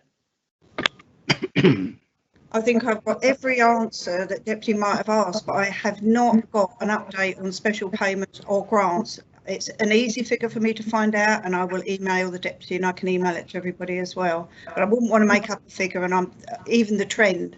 I've not been told there's been any more or any less, but I will get that figure to the Deputy. Over something like a 5-year period would do suffice? You want, the Deputy wants a 5-year, oh sorry, I thought he meant over COVID, but yeah, we would have those figures, yes, absolutely. Very well. Deputy Ayer. Thank you, sir. Will the Minister update the Assembly as to whether she has plans in place to reopen the Customer and Local Services building to the public now that COVID restrictions have been relaxed? Thank you, sir. And I think the Deputy, I was asked this in scrutiny, and I said before COVID we had a footfall of customer and local service, about 1,000 people a day. I'm still not sure we're ready for that amount of people in that small place. We are doing things differently. I and even Deputy Southern have always asked that, you know, people can book an appointment, go down there and have some privacy. And there's obviously other things that are in customer and local services that don't come under my remit. So we will be doing some things differently, but as soon as we're out of COVID and everything is completely safe, we will then make announcements of what is going to be different and what's not. I hope that helps the Deputy. Supplemental, Deputy Ayer? Nothing further, sir. Thank you. Deputy Ward. Thank you, sir. Can I ask the Minister, given the successful implementation of a free phone line for COVID helpline, will the Minister be working on a free phone line to access all of customer and local services, which are, after all, services for all of the public? Thank you, sir.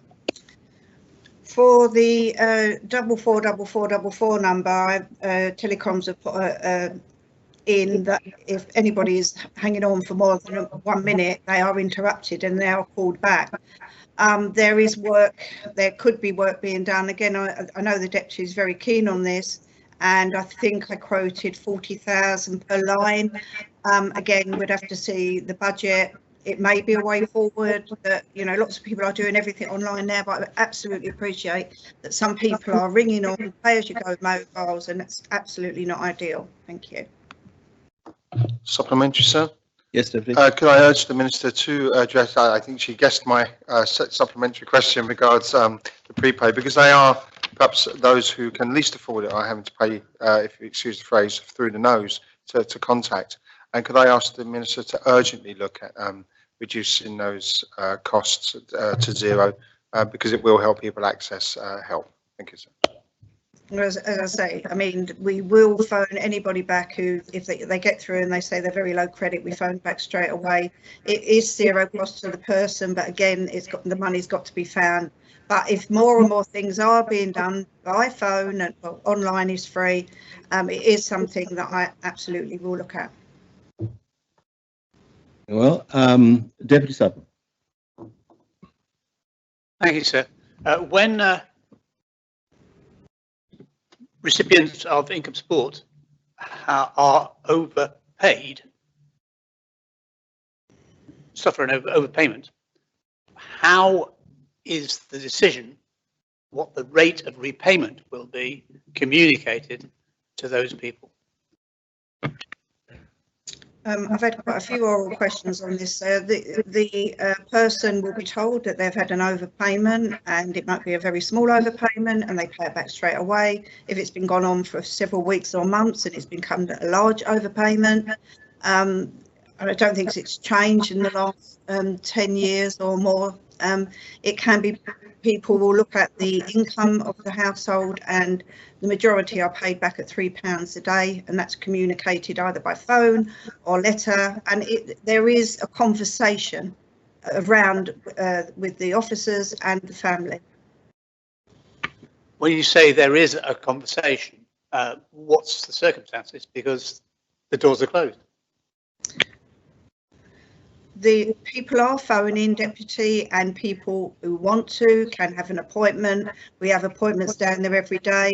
The doors are not closed. If you go down there, I've been down there a few times, you can go in, you can, people didn't like to put letters or certificates or inquiries. There's someone on the inquiry desk. but they're not closed, and people can contact by phone or by computer. And then if they will get their letter initially, and then they will phone up and speak to an officer about their overpayment and how they can pay it back. Well, Deputy Truscott.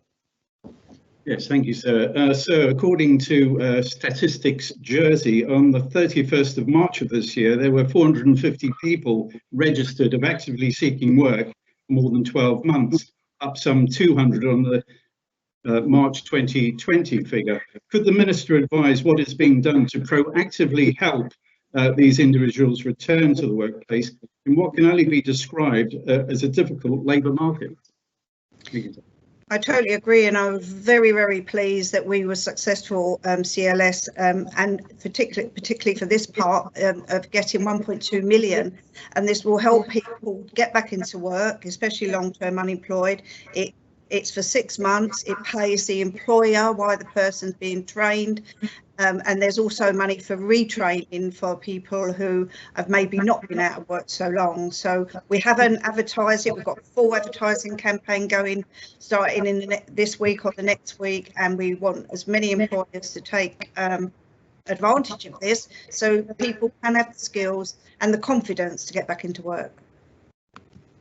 Supplementary.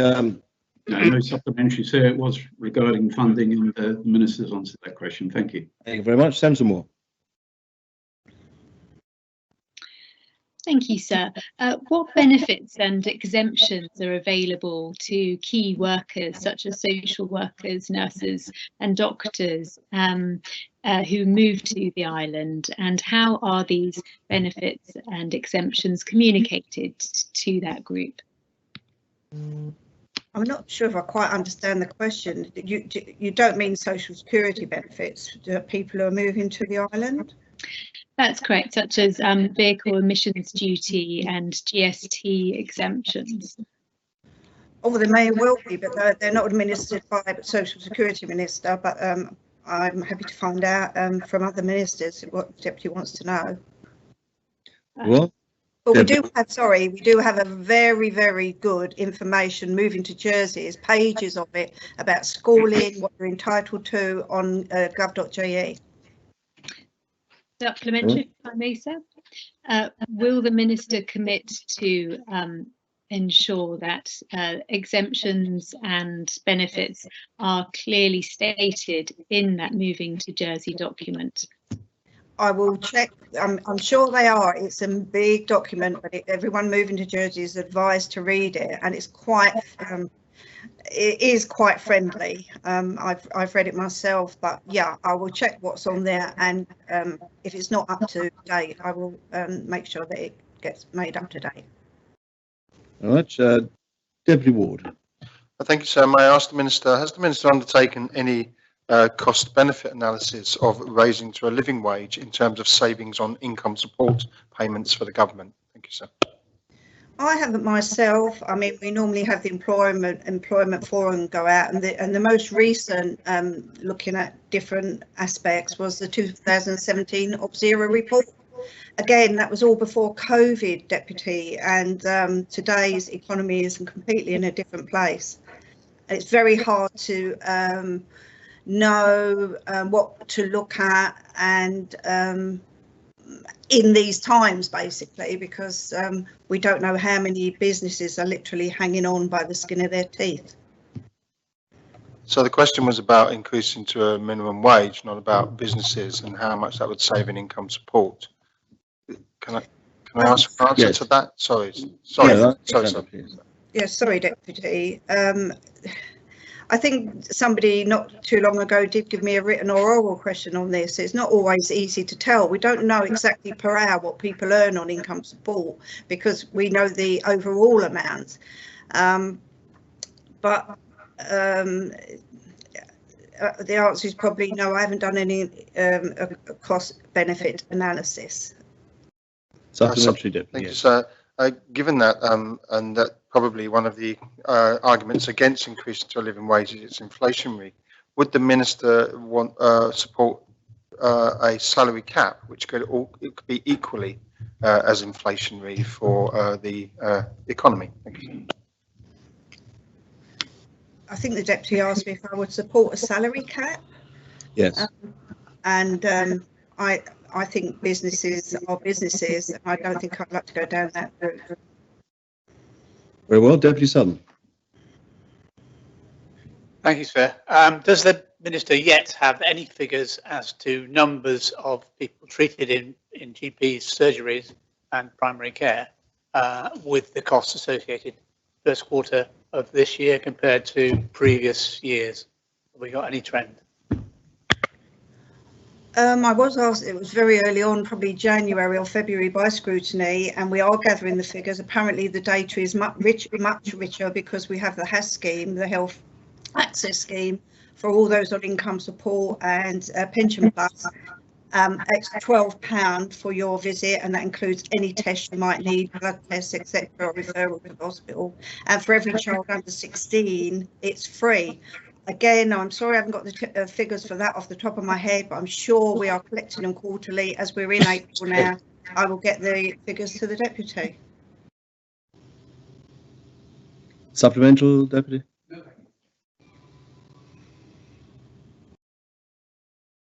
Very well.